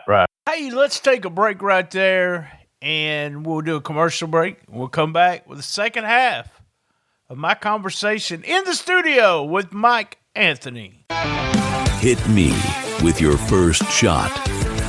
Each month, a guest brings the very first album they ever bought, the one that started it all. Brian Trammell, the longtime producer of The Record Store, listens to it. Then they break it down track by track. From guilty pleasures to timeless classics, it's all about nostalgia, stories, and how that first shot of music shaped who they are today. Tune in for laughs, memories, and fresh takes on the albums that kicked off a lifelong love of music. The first album that hit you, track by track. Where your first record takes the stage. Rewinding to the music that started it all. Hit me with your first shot. Relive the glory days of Memphis wrestling with the Retro Wrestling Review USWA podcast. Each week, we go back in time to review USWA Championship Wrestling from the 1990s, episode by episode. Join us for watch-alongs, behind-the-scenes stories, and exclusive interviews with people who were there and lived it. Whether you grew up watching it or you're discovering it for the first time, this podcast is your ringside seat to Memphis wrestling history. It's all a part of the WrestleCopia Podcast Network. Listen now at uswapodcast.com.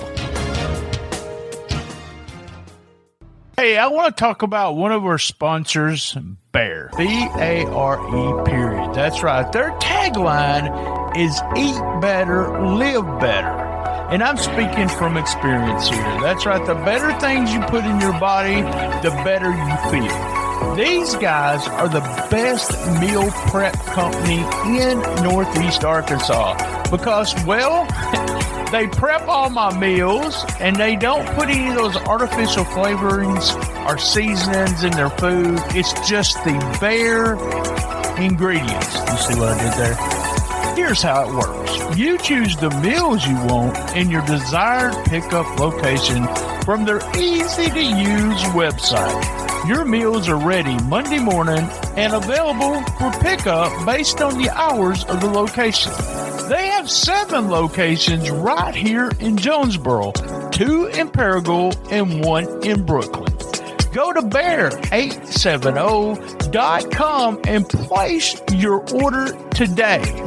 So here's what I want you to do. Get 15% off with our code STSPodClub at bear870.com. That's 15% off and use our code STSPodClub. Trust Bear for your meal prep needs in Northeast Arkansas. Eat better, live better. Bear.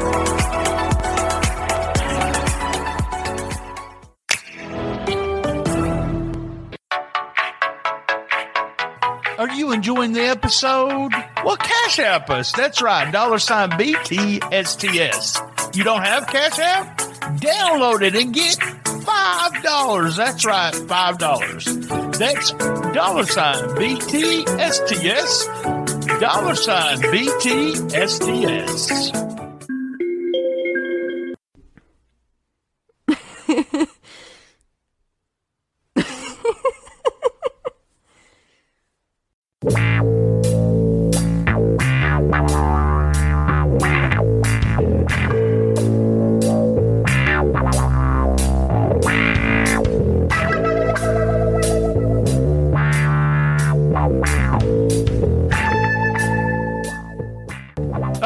folks, let's talk about something that can make everything feel a little smoother, a little better, and a whole lot more comfortable. If you're listening to STS Pod, you already know we believe in top-tier performance, and that doesn't stop when the mics go off. That's right. That's why we have been proudly sponsored for 7 years by SpunkLube.com. That's right, SpunkLube.com. Spunk Lube Hybrid is their best-selling for a reason. Spunk Lube Hybrid is a unique water-based silicone blend that looks and feels like your body's natural lubrication. Translation, you get that skin-to-skin sensation without the sticky mess or constant reapplication. Whether it's solo time or with a partner, or you're just upgrading your overall experience, Spunk Lube Hybrid has you covered. It's non-staining, made for sensitive skin, and cleans up easily because nobody wants extra work afterwards. Got toys, condoms, no problem. Spunk Lube Hybrid is fully compatible with sex toys, condoms, and more. And here's the good stuff. It's made in the USA, backed by 15 years of trust, and it ships discreetly as your business stays, well, it stays your business. That's right. Right now, STS Pod listeners can get 10% off when you use the promo code STS Pod at checkout.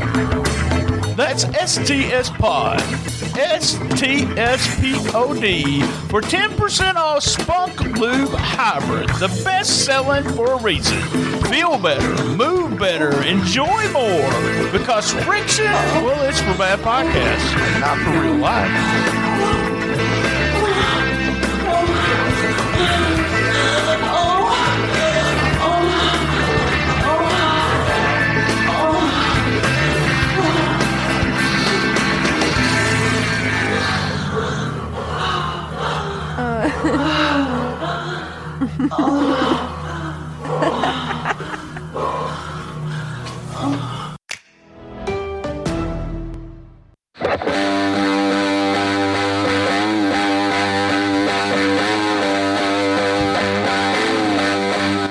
Arkansas, lock in.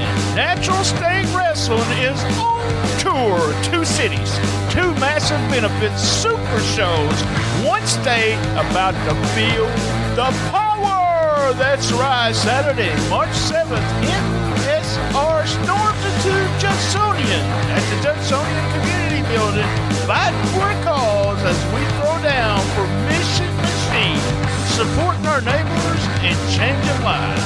New rivals, new talent, and a massive 5-on-5 elimination war for the control of Natural State Wrestling. Alliances shatter, power shifts. Then, 2 weeks later, March the 21st, we roll into North Little Rock at the William F. Lehman Public Library. And it ain't gonna be quiet, folks. This is full-blown building, shaking, wrestling. Every donation goes right back into the community, and every match leaves a mark. This isn't just wrestling. This is Natural State Wrestling. Loud, unpredictable, and built for Arkansas. NSR on tour. March matches kick off now. Be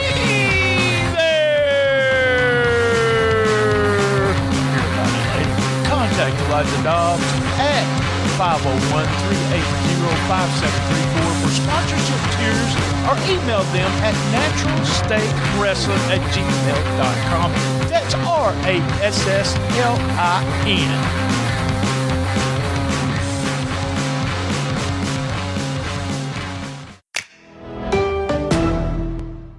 Oh, man, I ain't going to work down there with that shit. No. Right.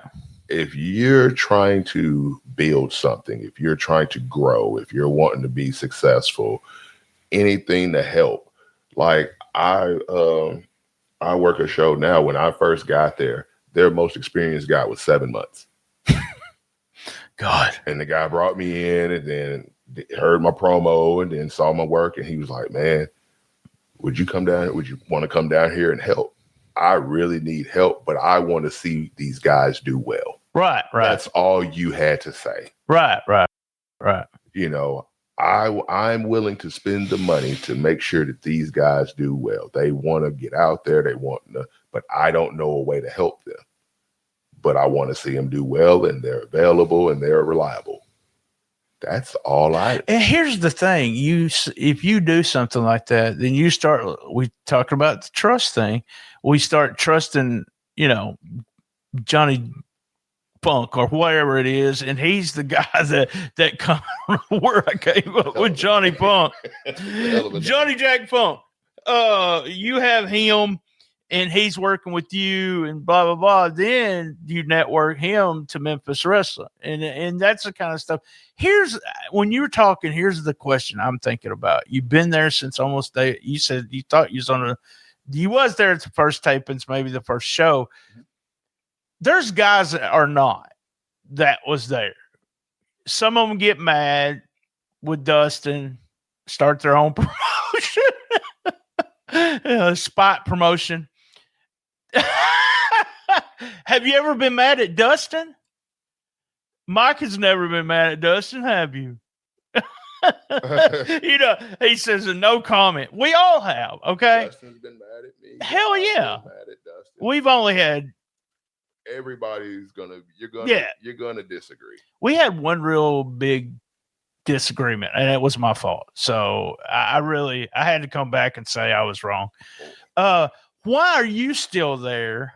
And you was able to continue to work where you got A, B, C, D, even John Allen, who I think is so talented, Action Jackson. I'm going to need to stop calling him Action Jackson, but is so talented. Why are guys like that because there's guys that won't wait.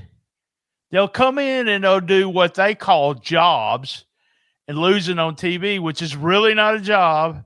They get all kinds of moves, but then you don't see them. There's a tag team that did that, and I can't think of their name. They're brothers, and not the guys, the monster guys. The younger, they worked the independents around this area, and they didn't. I don't know if they won a match, but they were really good. But I don't know this for a fact, but I think that's what happens. They can't wait.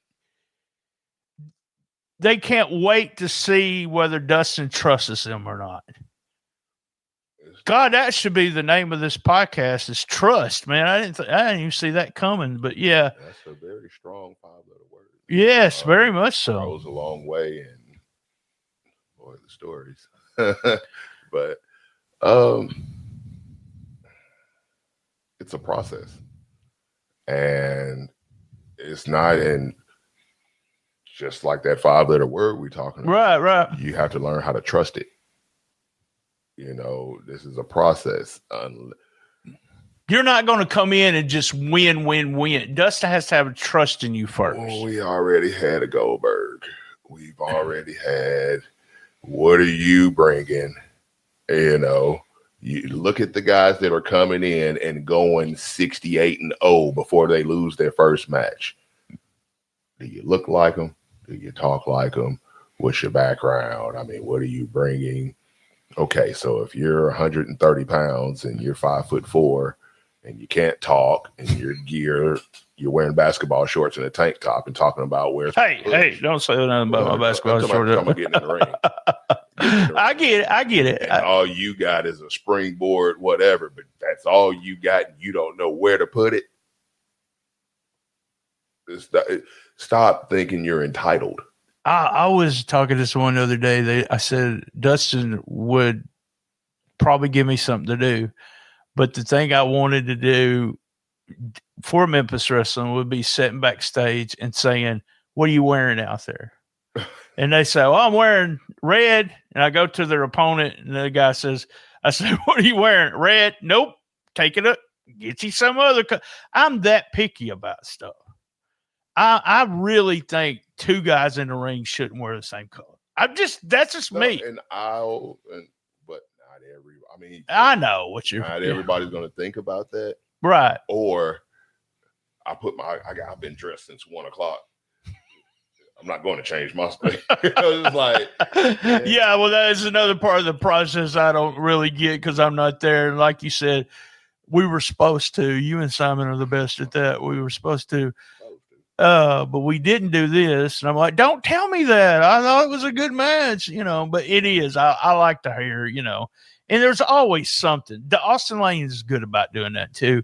And I've sat down with Austin and looked at his matches and other people's matches and said, why, we just did psychology. Why did they do this? Why did they do that? And I'm not saying with this, I'm not saying you're old as me. I know you're not. But you are what I like to say seasoned veteran.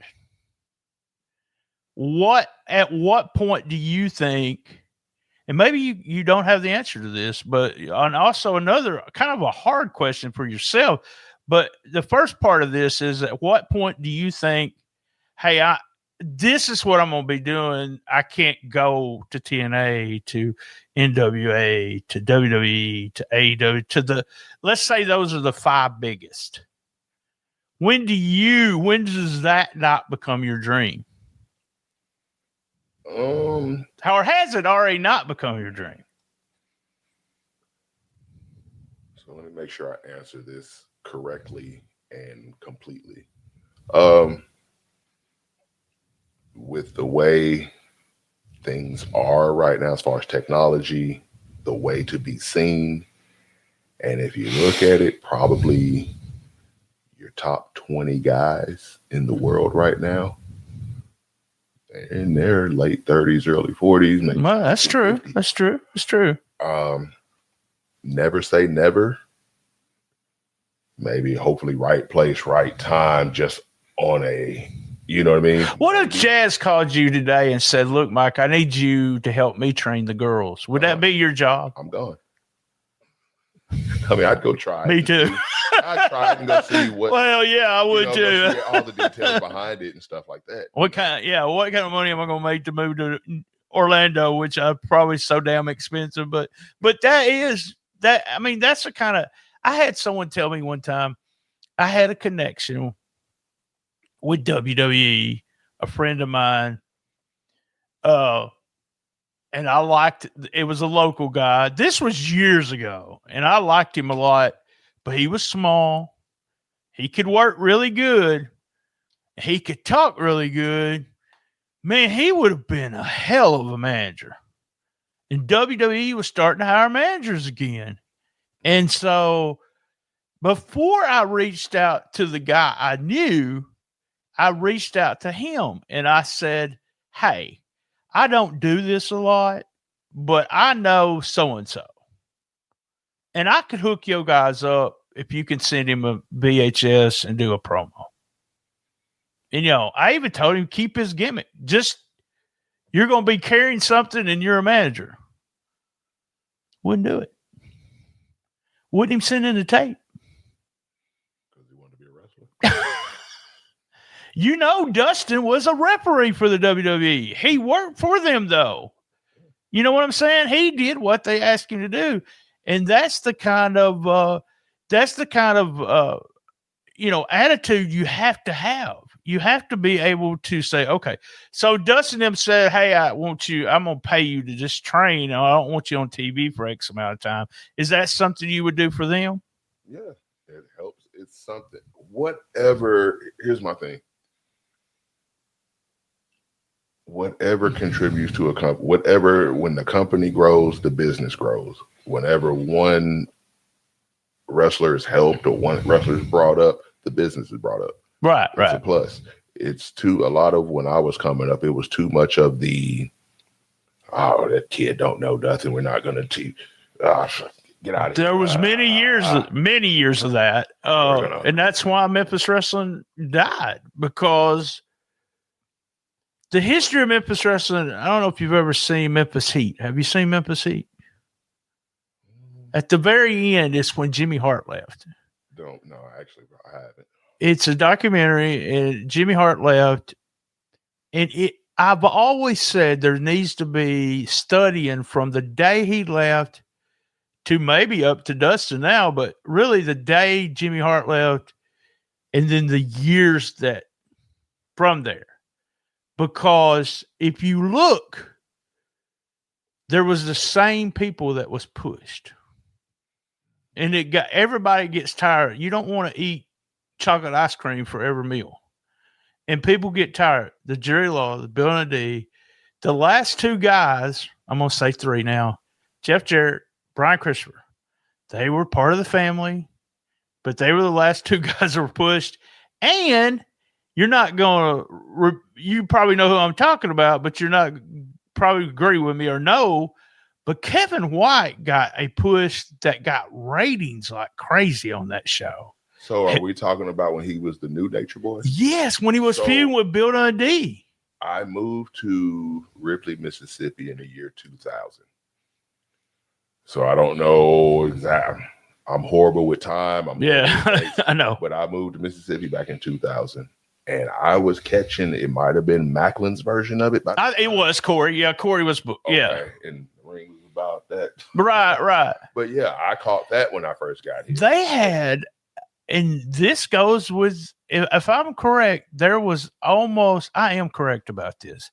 And think about it, because if you know anything about numbers with WWE and AEW now, but there was 800,000 people watch his angle with Bill and Dundee.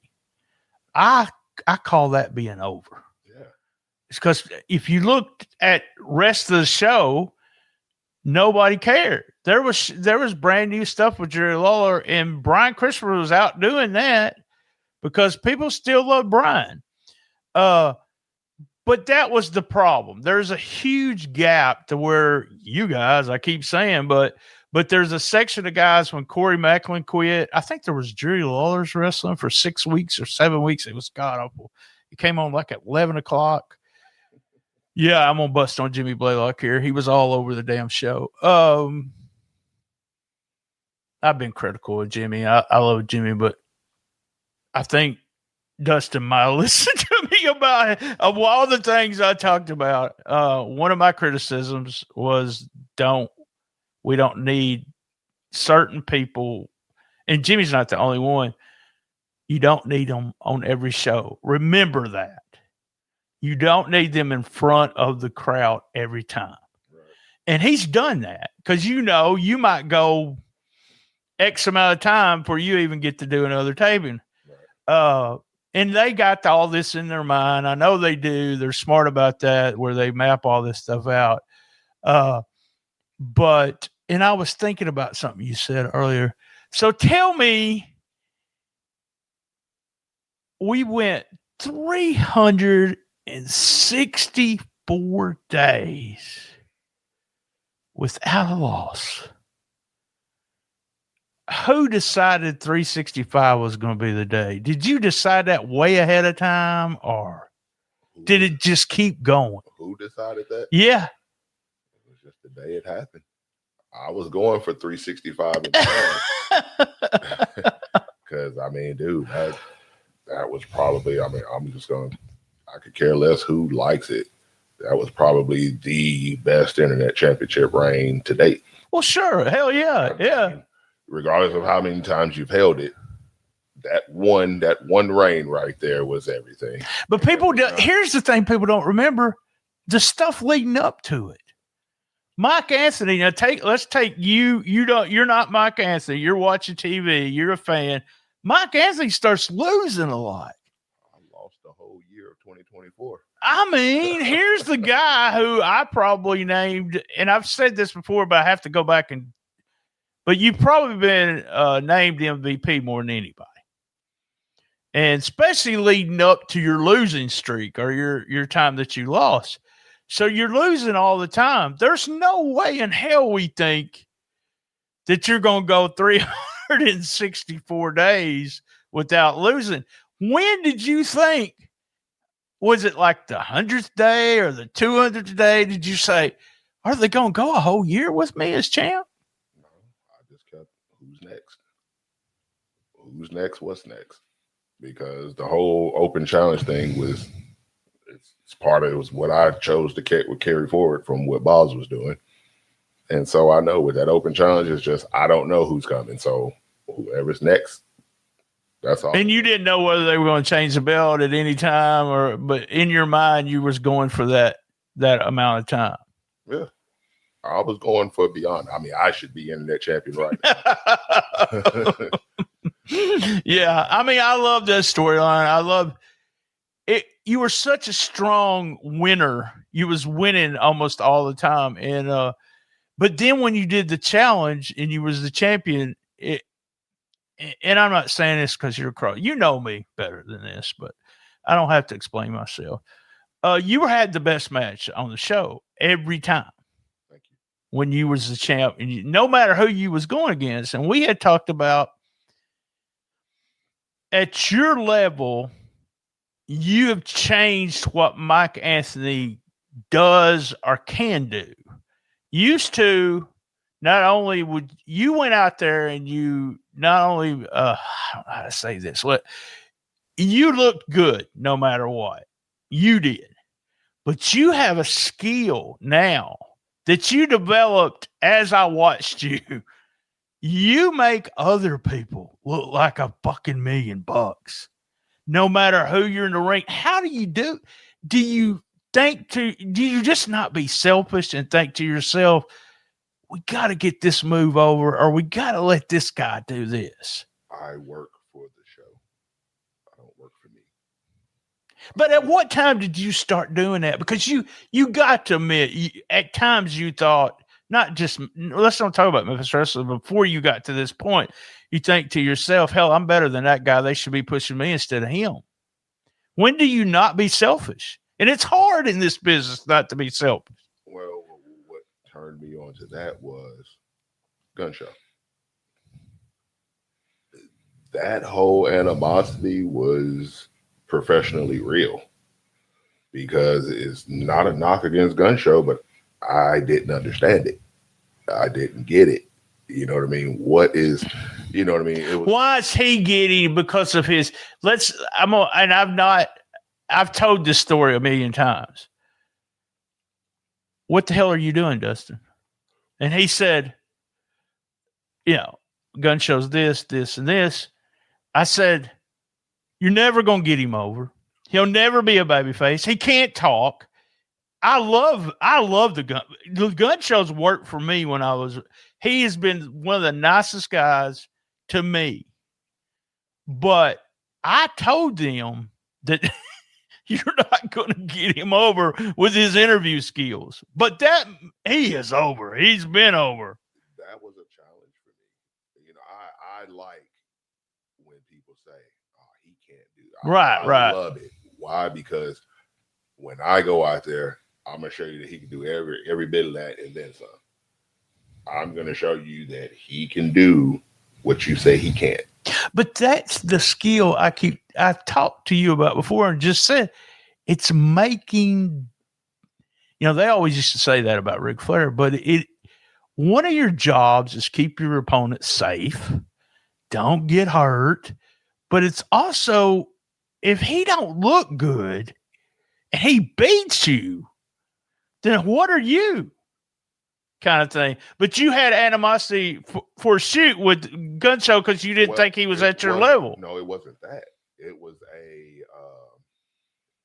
a professional. It was a good jealousy. Oh, okay. I believe in good and bad jealousy. Bad jealousy is like, oh, well, he don't deserve this. Right. Their legs out front of him. A good jealousy is like, damn, okay, he's doing all. Okay, so what is he doing that makes him so successful? And instead of sitting there hating on somebody, take notes, apply it, and become the better version that you want to be. Right. Except I'm just on the opposite side. And so when you look at Brett, he's amazing with kids. His daughters think the world of him. Oh, yes. And it's just one of those dynamics. So that just plays. Then he's larger than life, or you know what I mean? Right. Yeah, he was huge. Yeah. And then it was just the. I'm trying to think of the word, man. It was just like it drew you to him. Just his whole aura. He was. I came up with this segment that they never filmed, but I came up with a segment, something you just said. Brett, and I stole it from Tim Storm. They did some kind of video on Tim Storm about him being champion and how it took him so long to get there, and he finally won the belt. And I just loved it. And I love Tim Storm. He's always been so super nice to me. I've only been backstage a couple times with him, but Tim Storm is a great gentleman, just a gentleman. Human being. I said, look, let's film. And he may have pitched it to him, and Brett didn't want to do it. Let's film Brett with his kids. Legitimately going to things, showing that he is the ultimate baby face. I keep saying ultimate because you got that on your damn shirt. You talk about power of suggestion. Look, damn.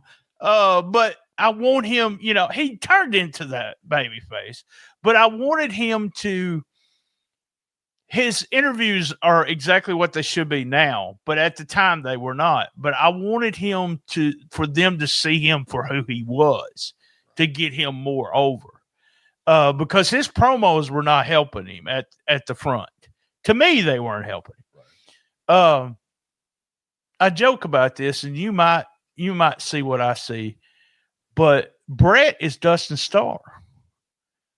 If Dustin Starr had booked himself and pushed himself, it's Brett Michaels is, the same muscle head, the same, he's not anymore, but Dustin was at one time. Right. But what got you over that hump? You said you finally got over the. No, it pushed me to work harder. It pushed my promos there. It pushed my in-ring performance. It made my wheels turn. Right. It made me more creative. And so, like I say, that's why it was like a thing where, okay, so what is all this about? You know what I mean? It's like, okay, well, I can compete at that level, especially when you're thrown into that. When you're thrown into that spot, it's like, all right, you better run, make a score a touchdown, or we're going to go the other way with it. We go the other way with it, your ass going to the bench. Right. A lot of times when they bench you, you don't come back in the game. That's true. It really is. It's just one of those things. With Brett, I think he improved a lot. I think his matches with you were really good. He had a real good match with Aaron Roberts. And I had reached out to both of them. I said, who put this together? Kind of thing, because I thought it was well done, exactly what it should have been done. He's had good matches with other people, but it seems that the matches that come to mind with me was with you, and like I said, with that Roberts, it was really good. Brett was the kind of guy that was working all the time on these indie shows that I like to say a lot of guys didn't know what they were doing. And after you refined him to what he could do and then get that over, then he was over. Oh, yeah. It's not letting him do everything he can do. It's what, and I'm not going to say to the guys that's in the ring, but I remember saying to Dustin one of the first times I bitched, I said, it's a fucking 4-minute main event.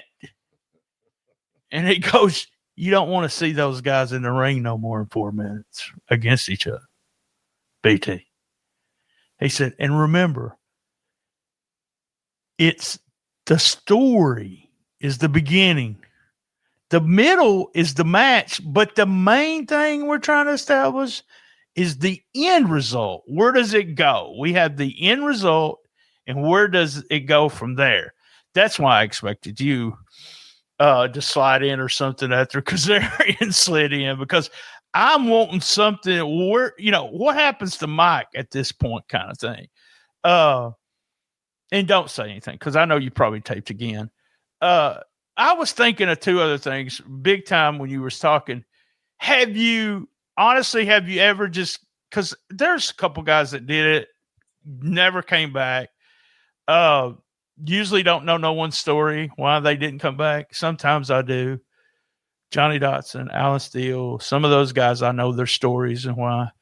Some of the guys that did jobs, quote unquote, didn't come back because they didn't like doing jobs because they're champions in Rector, Arkansas. But where was I going with this? I don't know where I was going. Jesus Christ. All the guys that stayed. Oh, I know what I was going to say. Have you ever, and you don't even have to tell me if you don't want to tell me, but have you ever packed up your shit and went home because of something that was going on? You never said, hey, I don't want to do this. I'm going home. Nope. Because, I mean, thankfully, I've never been given anything that made me want to do that. Now, I've been given some stuff where I'm just like, but I've always been able to, like I say, it's the how. Yeah. Not exactly who and how short or how long, it's how you go about doing it. You know what I mean? And so, I mean, the whole little losing streak thing, that happened just based off the fact that I heard somebody say, well, what I look like losing to him. Oh, hell. The fuck you mean? Right. I mean, what you look like losing to him? I'll show you. Right. I'll lose to everybody. You know what I mean? It's just like, and look at how I did it. Right. For almost a whole year. You know what I mean? And then, how. Yeah. Look at the payoff. Well, look what it turned. I never thought she was going to win the belt. That's for damn sure. So that part of that made me. Me neither. I didn't think the internet belt was coming to you at the time. And we talked about Ray. I think there's got to be a time where we got to have, and I'm saying this, it got to be the champ for an extended period of time. And if I could hear Dustin in my ear, he's probably saying it's going to happen. BT, I mean, just shut the fuck up kind of thing. Maybe, but does he? Do you answer this as you, the wrestler? So we'll want to talk about this as you as a fan. Can you keep supporting somebody that is a babyface that wins the belt but loses it? I hated it the way he lost it the first time, and then he loses it in his first defense after he wins it. Both times he lost it, though, it was out of his control. Oh, yeah, I know that. But I'm just saying, so fans can still get behind. I'm trying to learn the psychology of that part. I mean, it just depends on what he does in the future. You know, Lawler spent many years in Memphis. I'm going to win the world title. Many years. Nick Botwinkle, Harley Race, Funks, everybody, Briscoes came in. He lost. Still over. I think him winning the world title from Henning was bad. It didn't feel like a big deal because he had spent so much time. I don't want Ray to get into that. I mean, you work in the ring with Ray, so you know better. I'm a big fan of Ray's, big fan of Tim and Mike Anthony. And that match is, that's just a great, well put together match in the sense of where you need to be at the time you need to be. And I remember talking to Derek and I said, I can tell you work together with you till the point where you're working for your finish. And I can't do all that. I don't know why my mind don't see it. I can tell you when you're going to come out of heat. I can tell you how many hope spots I want. If you want that formulated, I'll tell you. I'll tell you when to come out of heat. But when you make that hot tag, I can do a simple finish, but y'all do some of the complicatedest shit. And I'm thinking, I remember all that.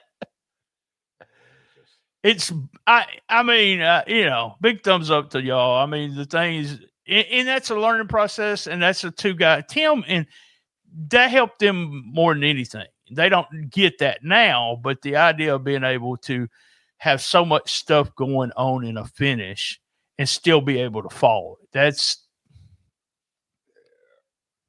I thought that was really good. I hate that the result went the way it did, but yeah, but if you look at it outside, not you, who should have lost that match? We can't let Tim lose. Right? Why can't we? Well, we don't want to because he was champ. You see what I'm saying? I'm telling you just normal WWE psychology right there. I'm in the boardroom saying you can't make the champ. Well, it don't hurt him. That's the way I always think. It's not going to hurt him. I'm not. By the way, Mike, I know you know this, but I'm not always right. So we're all everybody has their opinions. Everybody's entitled to their opinions, and like we have to agree to disagree. I put my toilet paper over.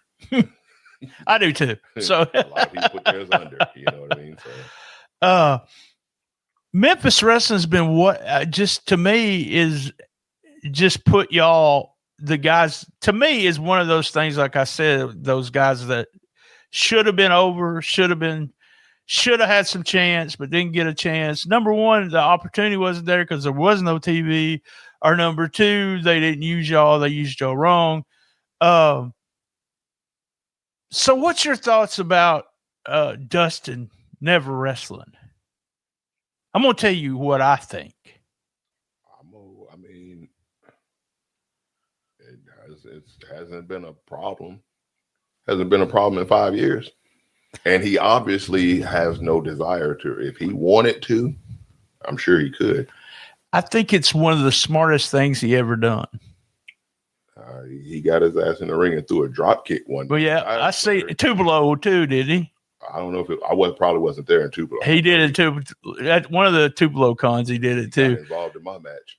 Yeah, and threw a damn drop kick. So he's got something there when he wants to. But I mean, if that's something he chose that he obviously doesn't want to. Right. And if he's content where he is, then more power. I mean, I love it because anyone that owns a promotion has always been accused of pushing themselves. But if I have a company, if I'm the booker, I'm the most reliable person to myself.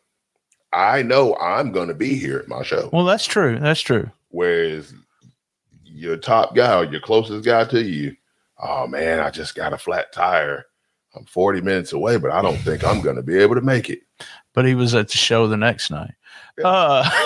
But yeah, to me, Dustin has, I said this early on one time. So Dustin had a personality outside of wrestling where he was, baseball, he was doing this. To me, a perfect guy to be the MC. Mm-hmm.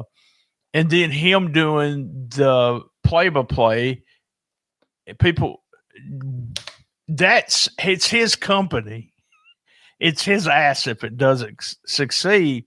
And there's been announcers do this before. Well, correct announcers put the talent over.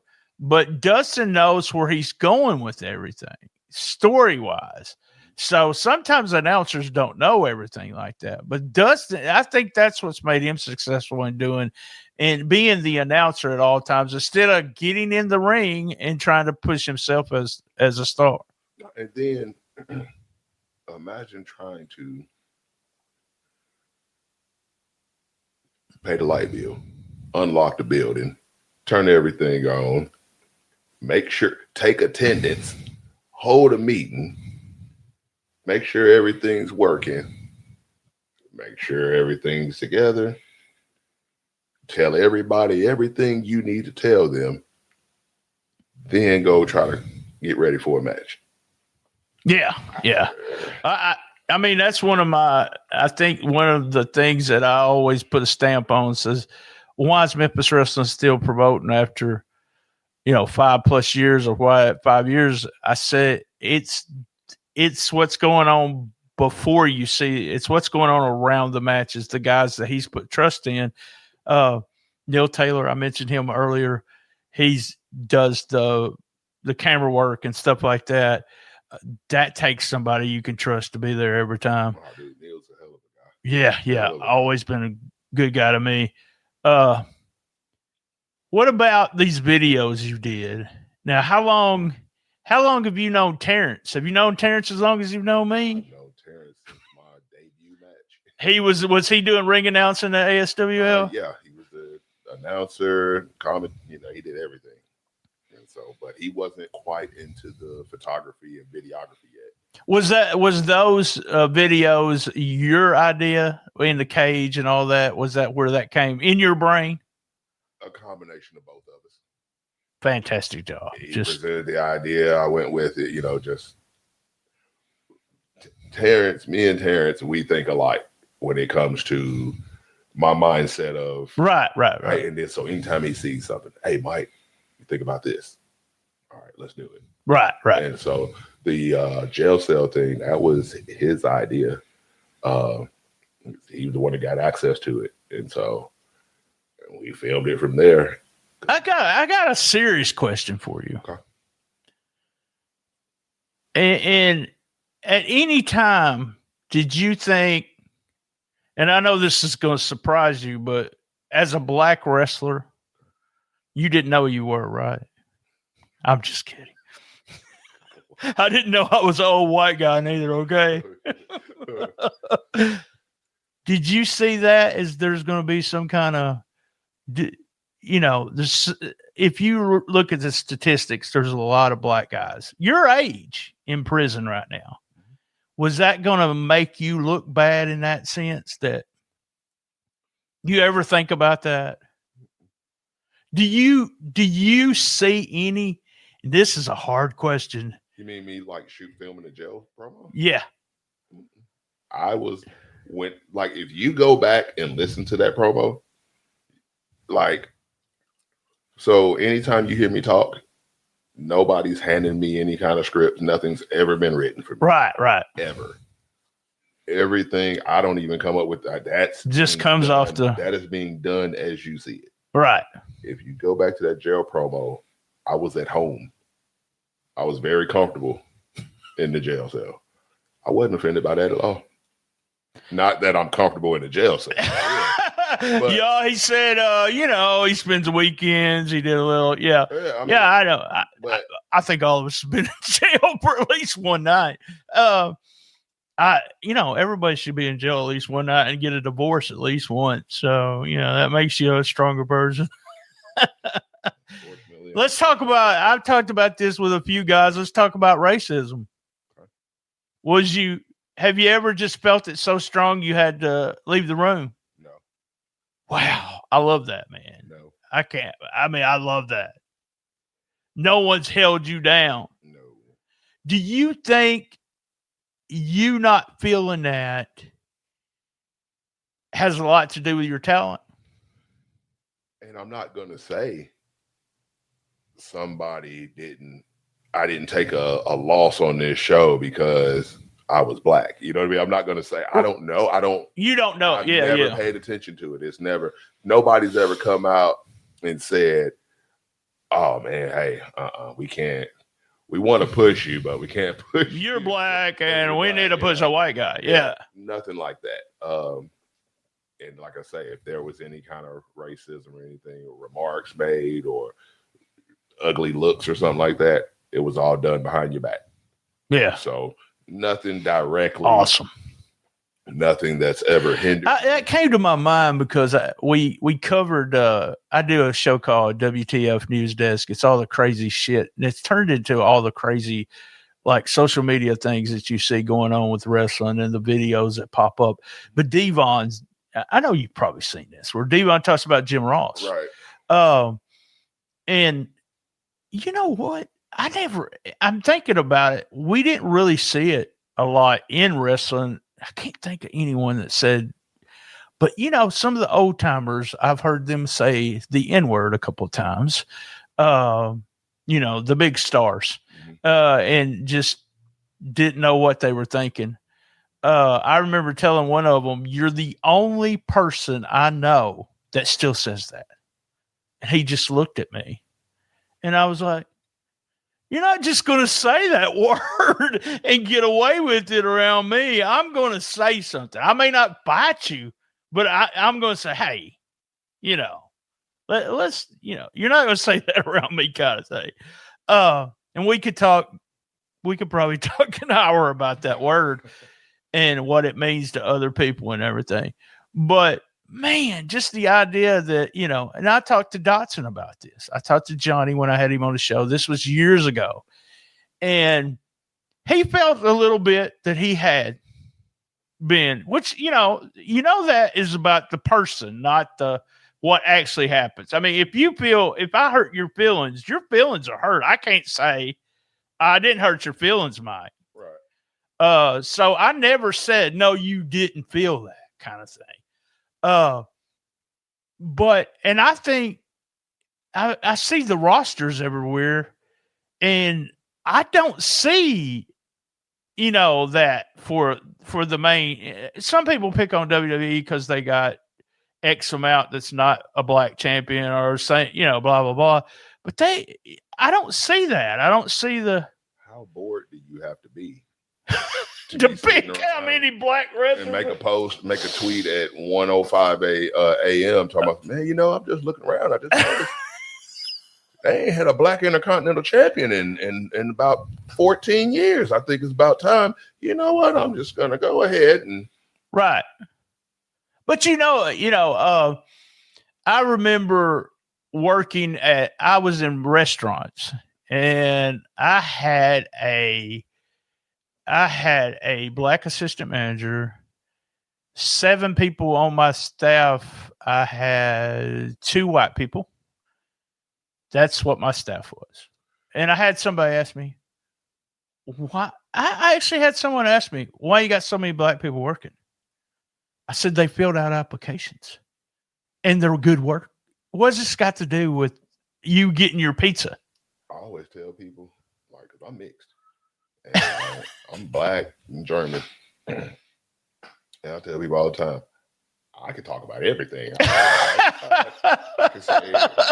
I can drop an N-bomb. I can drop a C-bomb or a W-bomb or whatever you want. I can drop them all. I've always told people, I can make fun of people that wear glasses, bald-headed, and fat, because that's me. You can't say nothing. I got a lot going on. I mean, I can make fun of a lot of things. And I'm when it comes to my comedy, I probably am. I mean, I want to say Family Guy level, American Dad, stuff like that. But I have a hard time with, if you make people laugh, what you say, don't try to hurt somebody. But if it's a joke, it's a joke. Remember, it's a joke. When it comes to my comedy, I'm Pryor, Murphy, Fox, Chappelle. I'm real to where I can say I will say anything, but understand that it's just all out of fun. I will talk mad shit about myself. I grew up with Richard Pryor was my favorite. I love Richard Pryor. Red Fox, who was so nasty, but as a kid, I wanted to hear him because he was talking about those were my favorite. And Eddie Murphy were my favorite comedians for a long time. Steve Martin, because of some of the movies and then some of the albums. I actually had albums of Steve Martin. But that, to me, and this goes to generational, but it's like you can't find anyone comedy-wise better than Richard Pryor. To me. And you can give me, I love Chappelle. I love a bunch of people, but you just can't get better than that. I'm low-key a fan of Andrew Dice Clay and Sam Kinison. I like Andrew Dice Clay and Sam both, but I just really, I don't know. Pryor said shit, and he would say shit on Johnny Carson, and he would. Don't go look on YouTube. You'd be like, did he just fucking say that to Johnny? But yeah, I still listen to Richard Pryor. One of my Richard Pryor jokes was the how cold is the water, when he's going to the bathroom, and then he says something about, no, it ain't how cold it is, it's how deep it is. He bragging about the leans, buddy. When he lit that match across. Oh yeah, that was him. That was he's talking about himself. Like, that's one thing I was like, dude, he's not afraid to turn a joke on himself. Genius. What did they call that? Freebasing, where they heat up the stuff and he caught a fire. Caught a fire. He was fireball. All right, we've been going for 2 hours. And we'll probably come back one day, but I got one question that I wanted to ask, and I never have brought it. I hadn't brought it up in this 2 hours, so we're going to finish it with this question. I asked you earlier about, have you decided, you're not going to get the big break. You're not, and you said, well, I still, there's still never say never kind of thing. It's still in your mind. But tell me what you think has kept you from being on the big stage, per se. What mistakes has Mike Anthony made that kept him from doing that? That's a hard question. I didn't always. So my mindset now was not always my mindset, first of all. I didn't like traveling for the longest time. It's been a lot of times where I've been offered to get in cars and just say, no, I don't want to. Yeah. And you go ahead, come to find out I missed a hell of a weekend, or I missed, you know what I mean? Like, so a lot of that was just on me. A lot of that was based on my mind. Like I said, mindset's everything. And then based on bad habits, personal life decisions, and then just overall laziness and refusing to apply myself. And then, like I say, once I hit. Do you get in that mindset where you, and I know you're not in that mindset now, but do you get in a mindset where you think, hey, I'm just not good enough?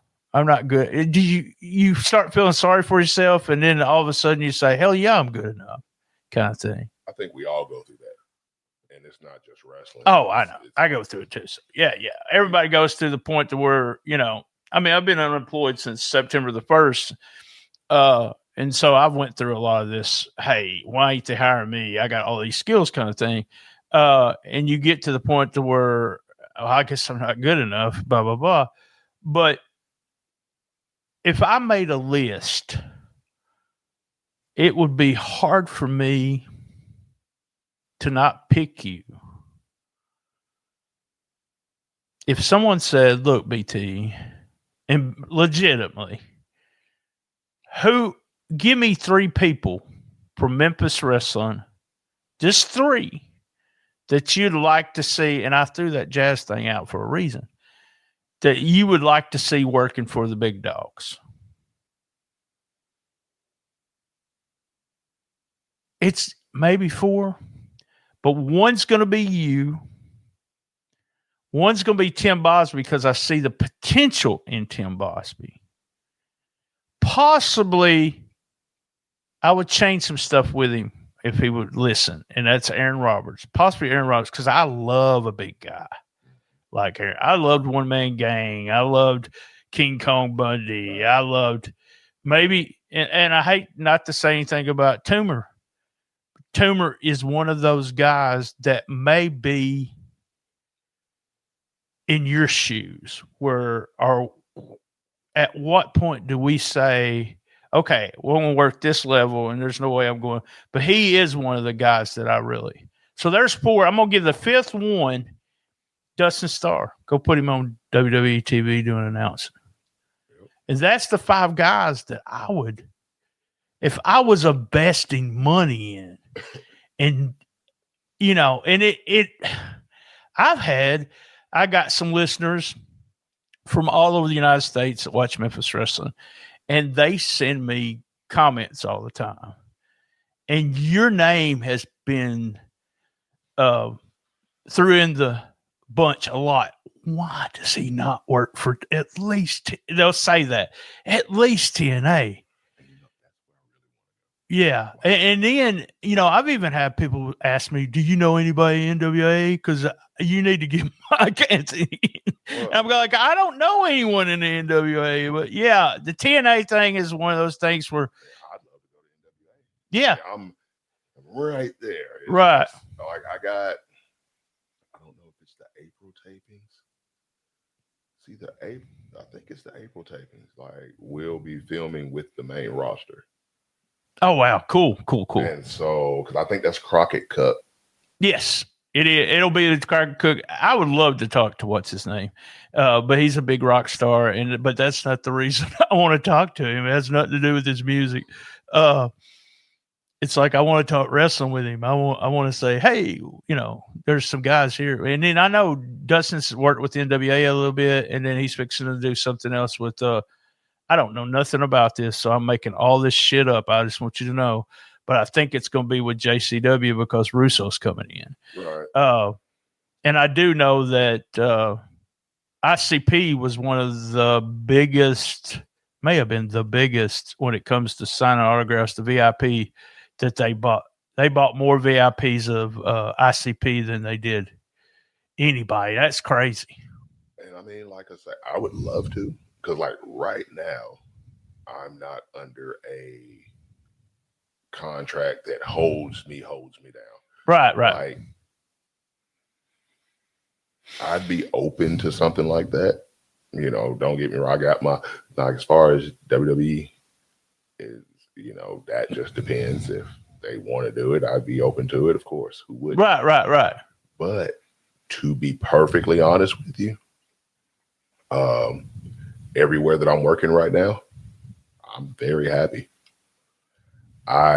Between Memphis wrestling, like I say, when I go down to Texas, when I go out to the Ozarks, when I hit, it's just that little, I'm good. You know what I mean? Especially for what I'm doing. My son's about to be 18, so it's like, oh wow, you're old, Mike.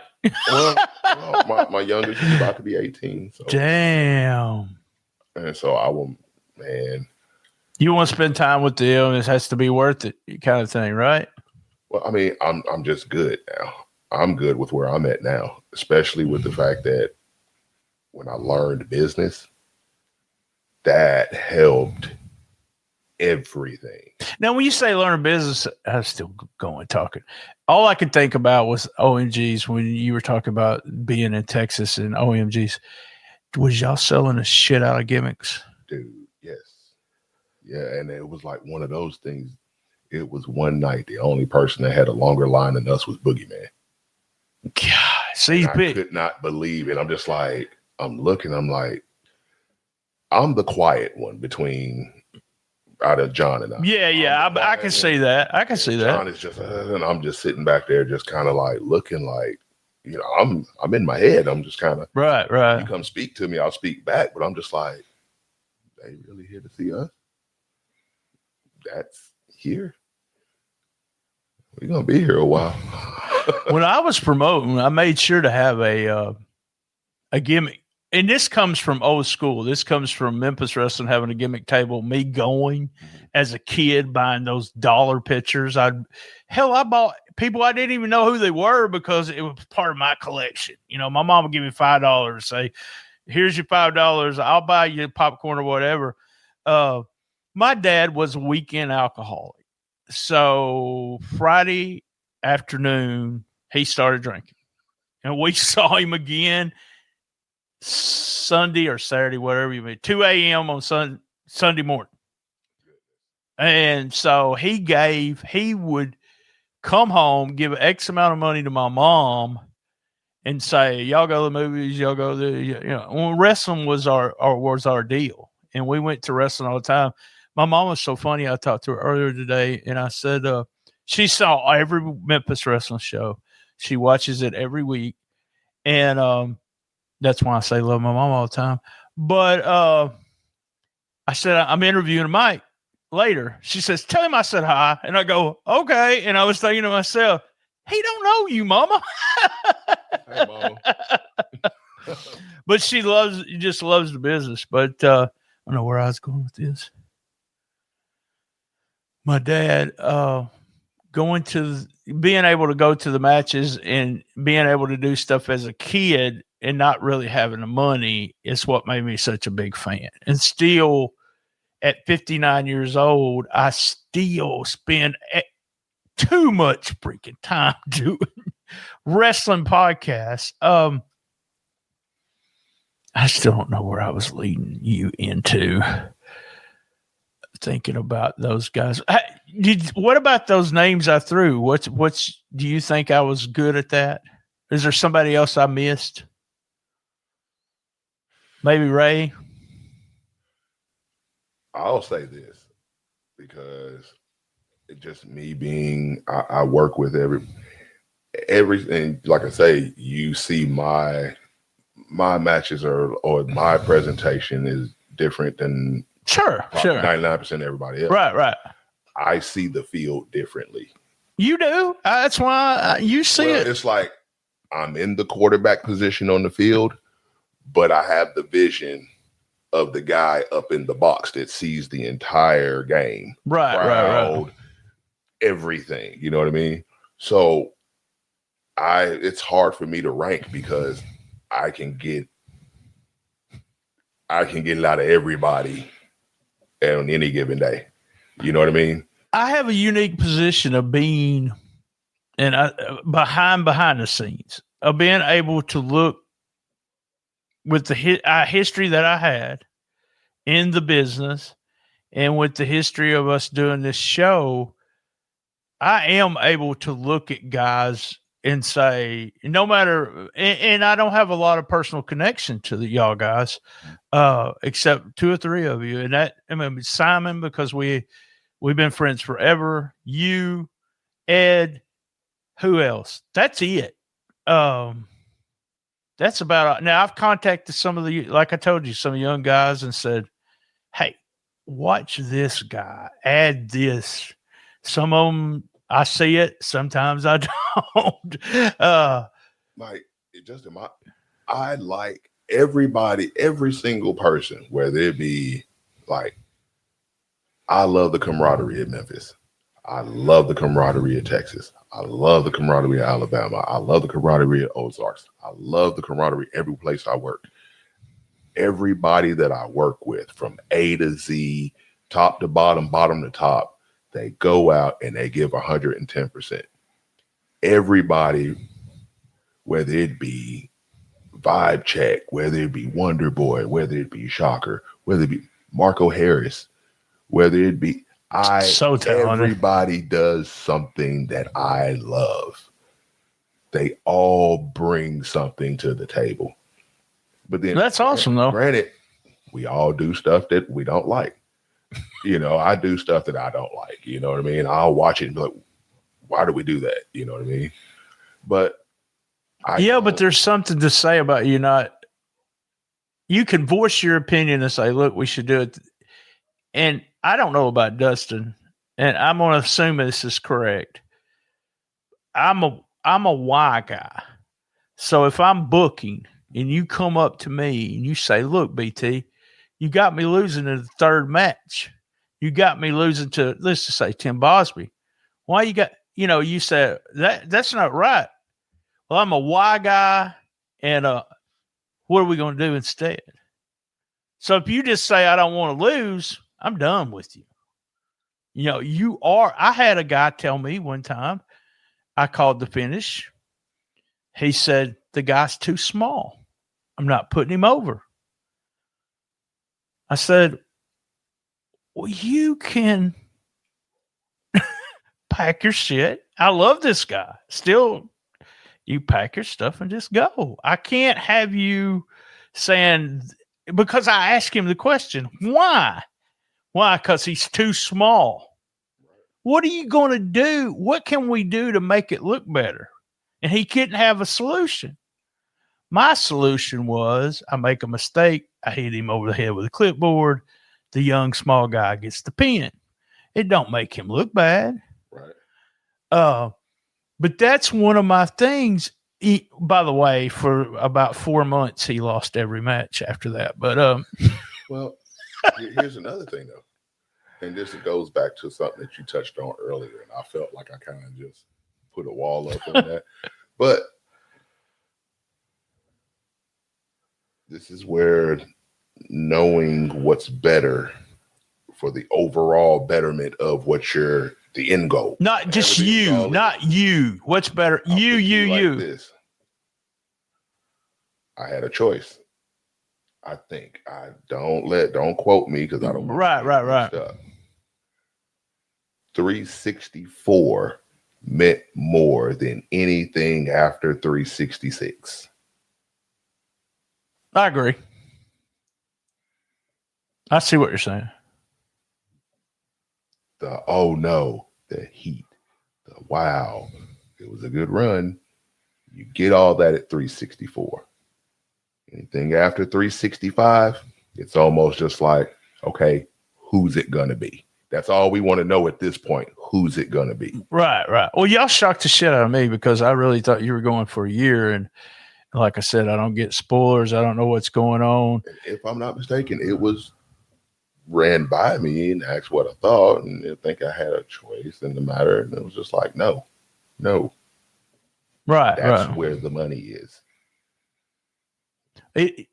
It's very important. Like we said, we started this out talking and said trust about 1,000,000 times, and if there's the young guys watching this that don't understand some of the stuff that me and Mike's talking about, man, if you're on a show with Mike will help you. Reach out to him, say, hey, when you started BT, what'd you mean by that? Because there is going to be guys that ask that, and I have no problem answering questions and what, but losing is not, you win a whole year. Losing's not as bad as it sounds if you got a regular, steady job in this business. I know what I was going to ask you. Is this shoot job from now on? Or we got a shoot job too? I work everywhere, man. I do everything. There's nothing I don't do. I don't want to work when I'm 70, 80 years old. There you go. That's okay. I'm trying to hurry up and get everything. I always think that if you, and you had, I would have probably told you were wrong when you said you wouldn't go. If you told me, no, I'm not going down there and help with Jazz.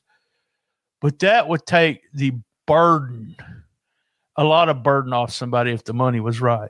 Oh yeah. And that would be, and that, like I said, I've had incidents where people, here is a good question. I'm still talking, but I think about, I was down there during one of the very first Saturday night shows. It was the awards thing. I was down there for that. Me and Rhino JB was. Okay. And my question to young goats at the time was, if you could pick a promotion, WWE or AEW, to go to, where would you go? And they said AEW. I was not surprised because AEW was real hot at the time. If you had the choice, would you turn down WWE for AEW? I think that's turned. I think it's went to the WWE. I don't know for sure. Like BT, I'm not in them shoes. I don't know. Well, as far as style goes, I'll go to WWE because I wouldn't make it. I wouldn't last too much longer in AEW. I wouldn't either. As soon as they did something on them stairs or put a screwdriver in my ear, I'd say, see you later, kind of thing. I'm gonna be on for a week and you're just gonna put me up for the next 5 years. Right. Like, and they've done that to a couple guys. That's the only way I would make it, you know what I mean? Like with just weekly car crash. It's bad when Rusev said, I left AEW because I wanted to wrestle more. And he was like, what? You know, he was making good money. I think my decision, if they said, hey, BT, we want you to work behind the scenes, you know, we want you to be Michael Hayes, or we want you to be Tony Khan's, right-hand man, who would you pick? I'd have to go WWE. Yeah. I just have to. And the aftermarket of being in, I don't know if you're familiar with Dave Meltzer. He was a kayfabe sheet guy for a long time. He does a website. He has been really talking bad about Phoenix. Phoenix should have stayed in the AEW. And I had a discussion with one of my listeners, and I said, he doesn't understand the aftermarket. If you go to WWE and then when you leave, always go to AEW. You can, but you can also do the indies for X amount of money. But if you were on AEW, they might not even know who you are. Yeah, it's hard. I mean, unless you're just a Blake Monroe, unless you got somebody probably up there. Because now, if you look at everybody that they've gotten from AEW, look at, I would say Cody would be a big. Cody Rhodes would have been a big part in the, hey, get Jade Cargill here. Hey, Hobbs, his contract's about to go. Ricky Starks. Notice they all got that connection there. So, yeah, I mean. They didn't make a mistake with Cody either. So, I don't know. There was never. Cody needed that. In AEW, he was doing all kinds of stuff that was. He didn't. They were starting to boo him because of his wife and because of. Oh no! What I'm saying is that's the way you get from unless you're. Oh yeah, you're talking about the inside. Yeah. Unless you're already let's just say if you have the name value of a Chris Jericho, then you can go from AEW to WWE. But unless you're just super hot, like okay, you had a list of guys. The other guy that was his best friend's MJF. Yeah, that would be a hell of a run in WWE also. Yeah. But, he made his own choice. Sure. They wanted him because he's a hot commodity. But you think it's wrong for me that every time I watch AEW, I think this guy's going to be so over when he goes to the WWE. I never think it the other way around. Is that because I'm not a fan of AEW? Is that, or I see it more of a business, I think, in the sense that you could be so over with that gimmick in WWE. It's a different product. It's a totally different product. They're totally different. And then they have totally different systems, ring styles, everything. Yeah. And then their promos would be a little bit different. Whereas WWE, you got them right there. AEW, you can wander around, do a bunch of stuff. And it's like they have it's a free for all pretty much. I heard it. I like the thought process of I can relax. I can just kind of relax and just be comfortable and do this, that, and the other. But then is everybody else, it seems like nobody is watching the next person or the person before them. And they go out and do the same. Like, bro, we just seen the dive through the table. I hate that. That's one of my other things that I would do. Nobody give me said, hey, only match segment 8 is doing the spear. Right. Yeah, that's the way. And I want you to have 2 finishers. This comes from video games. Mm-hmm. I want you to have a submission finish, and I want you to have a finish.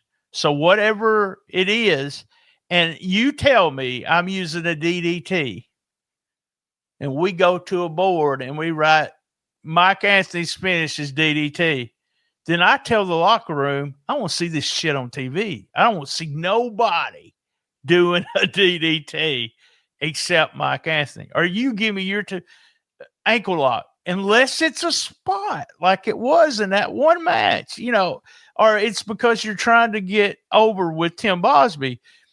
I think everybody needs 2 ways to win a match. And when they're done, and Memphis is really good about this. When you do that brain buster, it's fucking over, buddy. There's no guessing. You know what I'm saying? It's just, I like near falls. Don't get me wrong. I love near falls. I get into them all the time. But I don't want your near fall. And you tell me I'm full of shit, but I don't want your near fall to be brain buster.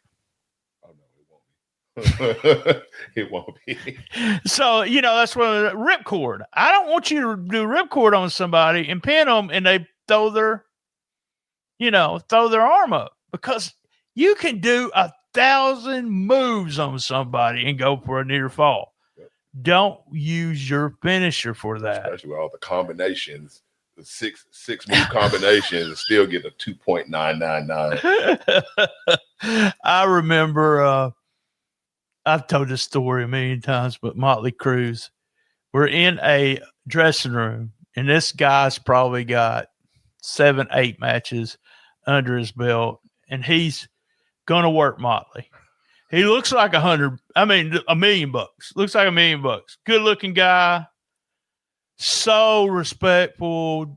Yes, sir. No, sir. Big guy. And Motley taught me so much and listened to their conversation. He said, what moves can you do really, really good? Give me 4. Mm-hmm. And that guy said, and Motley said, don't do anything but those 4 moves. And I'm thinking that this match is going to be so damn boring. Blah, blah, blah. I go out there and I watch the match. It's an excellent match. You know what moves that guy used? Just those 4. Motley was heel. He got all the heat. Guy used it and used one of them, which was just a standing clothesline to win the match. So, like I said, your job, and you can do it better than anybody right now on Memphis Wrestling for you to make people look. You can make the person in the ring look a lot better than they are. And that's a talent. To me, that's the talent. That's where you crossed, not only with the psychology, because your psychology level is way, especially when it comes to folding it into the finish. I couldn't ever understand all that shit or where I would go with it. But your understanding of what other people need to do to get over, and that helps you. What helps is I watch everything and I watch everybody. Just because I don't walk up and now you come if you want to know something. Now I'm not going to speak out in a group. Right. You know, all right, guys. Hey, everybody, pipe down. And this is what we're now. If I'm I'm booking a show or if I'm supposed to give directions, okay, I will. Right. But as far as me, all right, guys, you need to work on this. You need to. I'm not going to say anything. If you want to know something, I will give you all the time you need. I will talk your head off. I will eat you alive one-on-one. You know what I mean? But groups, I don't do groups well. But if you want to know something, come ask. If I don't know, I will go find the answer for you. One of my, you say all that, but one of my favorite segments recently, when you were involved, is when Ray got thrown into the triple threat and y'all were outside. That felt so real. Because it was. It's like, oh, they threw your ass in it, huh? Now I got to work 2 people. That's what in my mind I was thinking. Mike's thinking, oh shit, we had a good match plan. Now we got to do this. But it came off real. It came off really good. You know, and I love shit like that. Everything I do is just authentic. Everything about me is just going to be me. I'm not going to pretend to be somebody else that I'm not. I'm not going to pretend to be something I'm not. The conversation, if I'm cutting a promo, I tell 100% the truth. Because you don't have to work hard telling the truth. If I'm going to sit up here and tell myself, I got to really make you believe I'm 315 pounds. Like I said, I think that's one of the reasons I thought you were fixing to slide into the ring when Dolph did, was because you had done the promo there at when Tim was doing his promo and you came out and got in his face. I got beat up. Well, yeah, that's right. But still, I just I got my ass kicked. So what's your opinion of the stars that come in? Have you been able to work any of the bigger names? I say big names. You didn't. Is it because you work so well with the other guys? Because Mike can't have a bad match with the other guys. I feel like sometimes I look and I do want those matches, but then I want to sit back and I want to see those kids do it.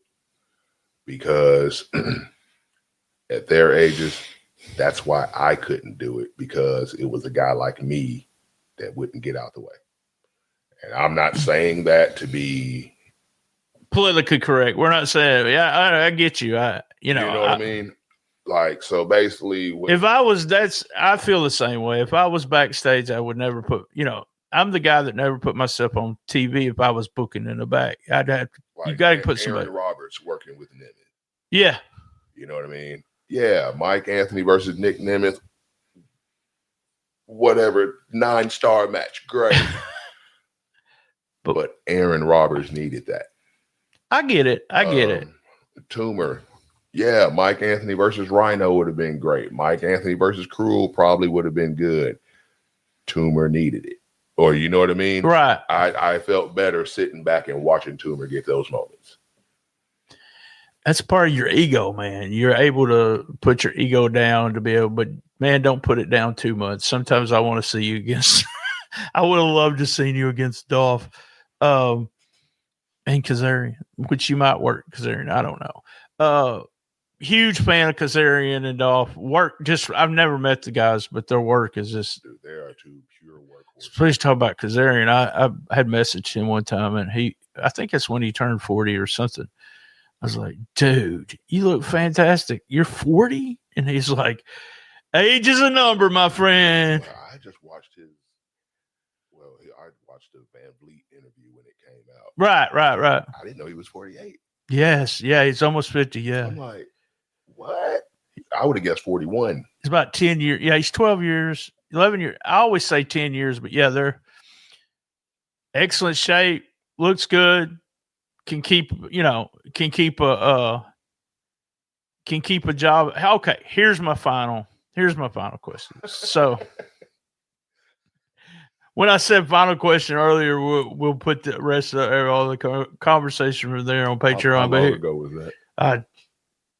34 minutes ago. Oh yeah. And then I just forgot the fuck. Oh, when does Mike Anthony give up? We're talking about AJ Styles quit, John Cena quit. We just talked about Kazarian's age. Have you in your back of your mind said, man, how am I to quit doing this when I'm 45? With the retirement trend going on, it was like when crossed my mind, but that was it. Yeah, you didn't think about it. But I feel great. I went through some changes, like I'd say September 2023 up until now, probably had 3 shots, 2 beers. Oh, wow. When I would normally just drinking was a thing of mine. Right. Just little things like I've improved my diet. My health is just freaking amazing. I'm not stressed out anymore. I've did this thing where I just kind of stayed to myself. And when you go quiet and just stay to yourself, all the BS and the BS people seem to drop off with it. Oh, yeah. And so I'm in a much better headspace now. When people walk up to me, it's not a thing where, hey, man, you good, bro? Hey, if you ever want to talk, and I'm just like, I'll be having a perfect day, man. I might just be thinking about a promo or something in my head, and my face changes. Apparently, I had this look on my face. Yeah. But now, here over the last little while, it's just like, dude, you can just see I'm just stress-free, man. Going with it. I wish I could say that, but yeah. You got to look at the win-loss record of stress. Stress is undefeated. Yeah. Stress is a beast. I remember I recently saw Kevin Smith on Instagram, and he said, our mind, we spend probably 45 to 50% of the time thinking about stuff that's happened to us, and another 48% about stuff that hasn't happened to us. Yep. And the other percent we're in current time. Well, yeah, that's only 2% left or something like that. I'm not a math wizard, but yeah, it is one of those things where you gotta get out of your own head. All right, dude, we're gonna get off here. We'll have Mike back. If anybody has questions for Mike, You can always reach out to me if we get enough questions. Mike knows where I live now. He can step in. He knows he can get to my house now. He's got the address, even though it took me 40 minutes to give it to him. Do you think I'm just going to no-show you or something? 9:58. Be like, oh, okay. Let me head on over here. I'm late now. All right, guys. Thank you, Mike. I appreciate it. This was everything I thought it would be. I knew me and you had we don't talk a lot, but we could talk a lot. Put it that way. Guys, same bad time, same bad channel on the best little wrestling podcast in the business. Be there. And as everybody knows this by now. Mike, you know this. I love my mama. Thanks, man. No problem, bro. Thank you. 2 hours and 38 minutes. Did it. Woo. Don't miss Memphis Wrestling Live, Friday, March 20th. Don't miss Wrestling Night with the Memphis Grizzlies at FedEx Forum. Saturday, March 21st, join us at the Memphis Hustle Game at Landers Center, featuring live Memphis wrestling. Sunday, March 29th, Vince Russo is coming to Memphis Wrestling. Saturday, April 11th, Memphis Wrestling is headed to Little Rock for Arkansas Travelers Wrestling Night at Dickey Stevens Park. All tickets are on sale now. Get yours right now at memphiswrestling.tv.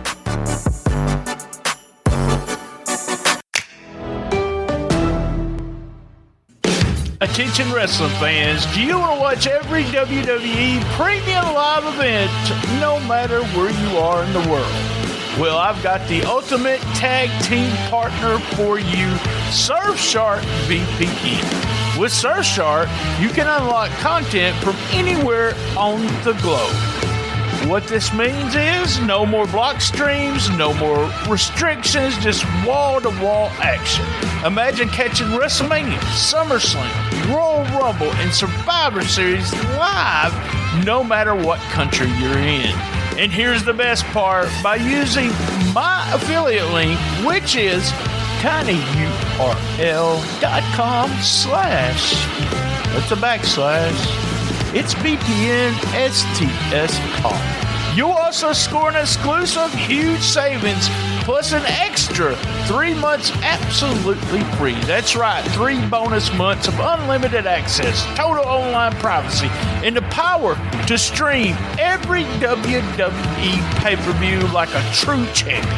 And don't get counted out. Hit the link. It is tinyurl.com/ that's a backslash. It's VPN STS Talk. Go to that link and make sure you never miss a single second of the action again.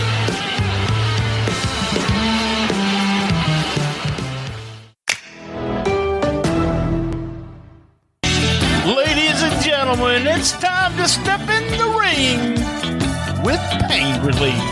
When back pain, neck pain, and stress tries to body slam you into the mat, there's only one tag team partner you can trust. Vitality Chiropractic in Jonesboro and Newport, Arkansas. The champions of chiropractic care. With a dedicated team of professionals, they're not just adjusting spines, they're adjusting lives. Whether you're battling aches, pains, or just need to feel like a brand new you, Vitality Chiropractic has the moves to get you back on top of your game. Personalized care, effective treatments, and a commitment to your health and vitality. You don't have to tap out to pain. Pick up the phone. Dial 870-523-2225. That is 870-523-2225, brother. And schedule your appointment today. Vitality Chiropractic serving Jonesboro and Newport. Step in the ring with pain and walk out a champion of health. Vitality Chiropractic, because your spine deserves the main event. 1, 2, 3.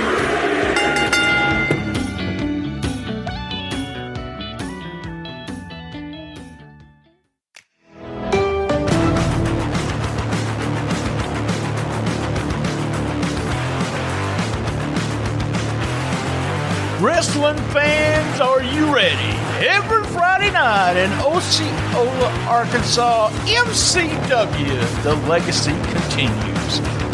Live, hard-hitting, family-friendly wrestling action every Friday night at the MCW Arena, located at 1098 West Kaiser.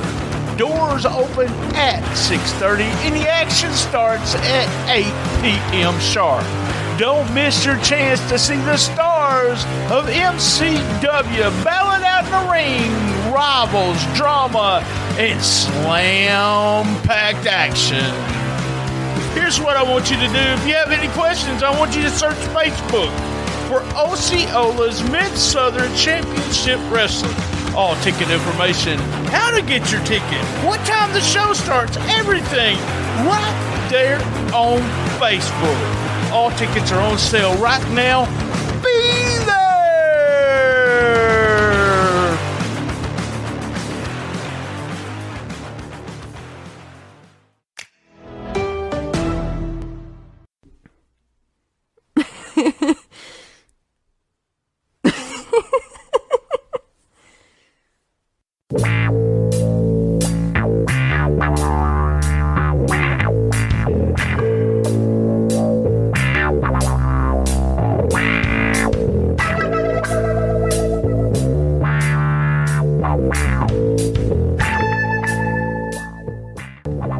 Folks, let's talk about something that can make everything feel a little smoother, a little better, and a whole lot more comfortable.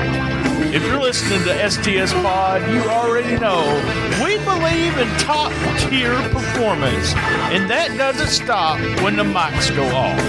That's right. That's why we have been proudly sponsored for 7 years by SpunkLube.com. That's right, SpunkLube.com. Spunk Lube Hybrid is their best selling for a reason. Spunk Lube Hybrid is a unique water-based silicone blend that looks and feels like your body's natural lubrication. Translation, you get that skin-to-skin sensation without the sticky mess or constant application, whether it's solo time or with a partner, or you're just upgrading your overall experience. Spunk Lube Hybrid has you covered. It's non-staining, made for sensitive skin, and cleans up easily because nobody wants extra work afterwards. Got toys, condoms, no problem. Spunk Lube Hybrid is fully compatible with sex toys, condoms, and more. And here's the good stuff. It's made in the USA, backed by 15 years of trust, and it ships discreetly as your business stays. Well, it stays your business. That's right. Right now, STS Pod listeners can get 10% off when you use the promo code STS Pod at checkout. That's STS Pod. STSPOD for 10% off Spunk Lube Hybrid, the best selling for a reason. Feel better, move better, enjoy more, because friction, well, it's for bad podcasts, not for real life.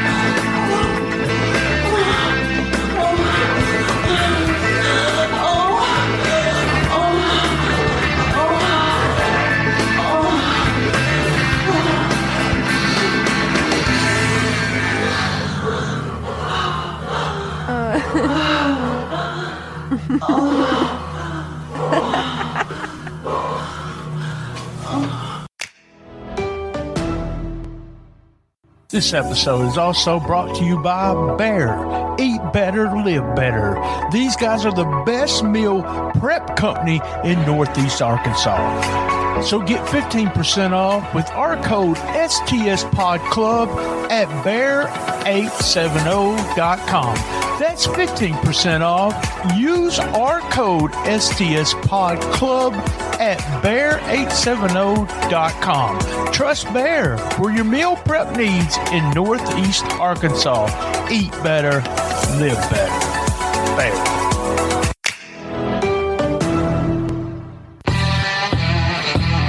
want the best, you got the best. The best little wrestling podcast in the business. All episodes on www.stspod.club.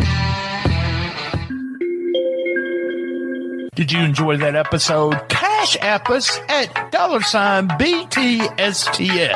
If you've never downloaded the Cash App, download it today. You'll get a free $5 for using the code $BTSTS. That's $BTSTS. Hey, thanks for joining us for another great episode of Shooting the Shiznut. Thank you for listening, and thank you to all our sponsors.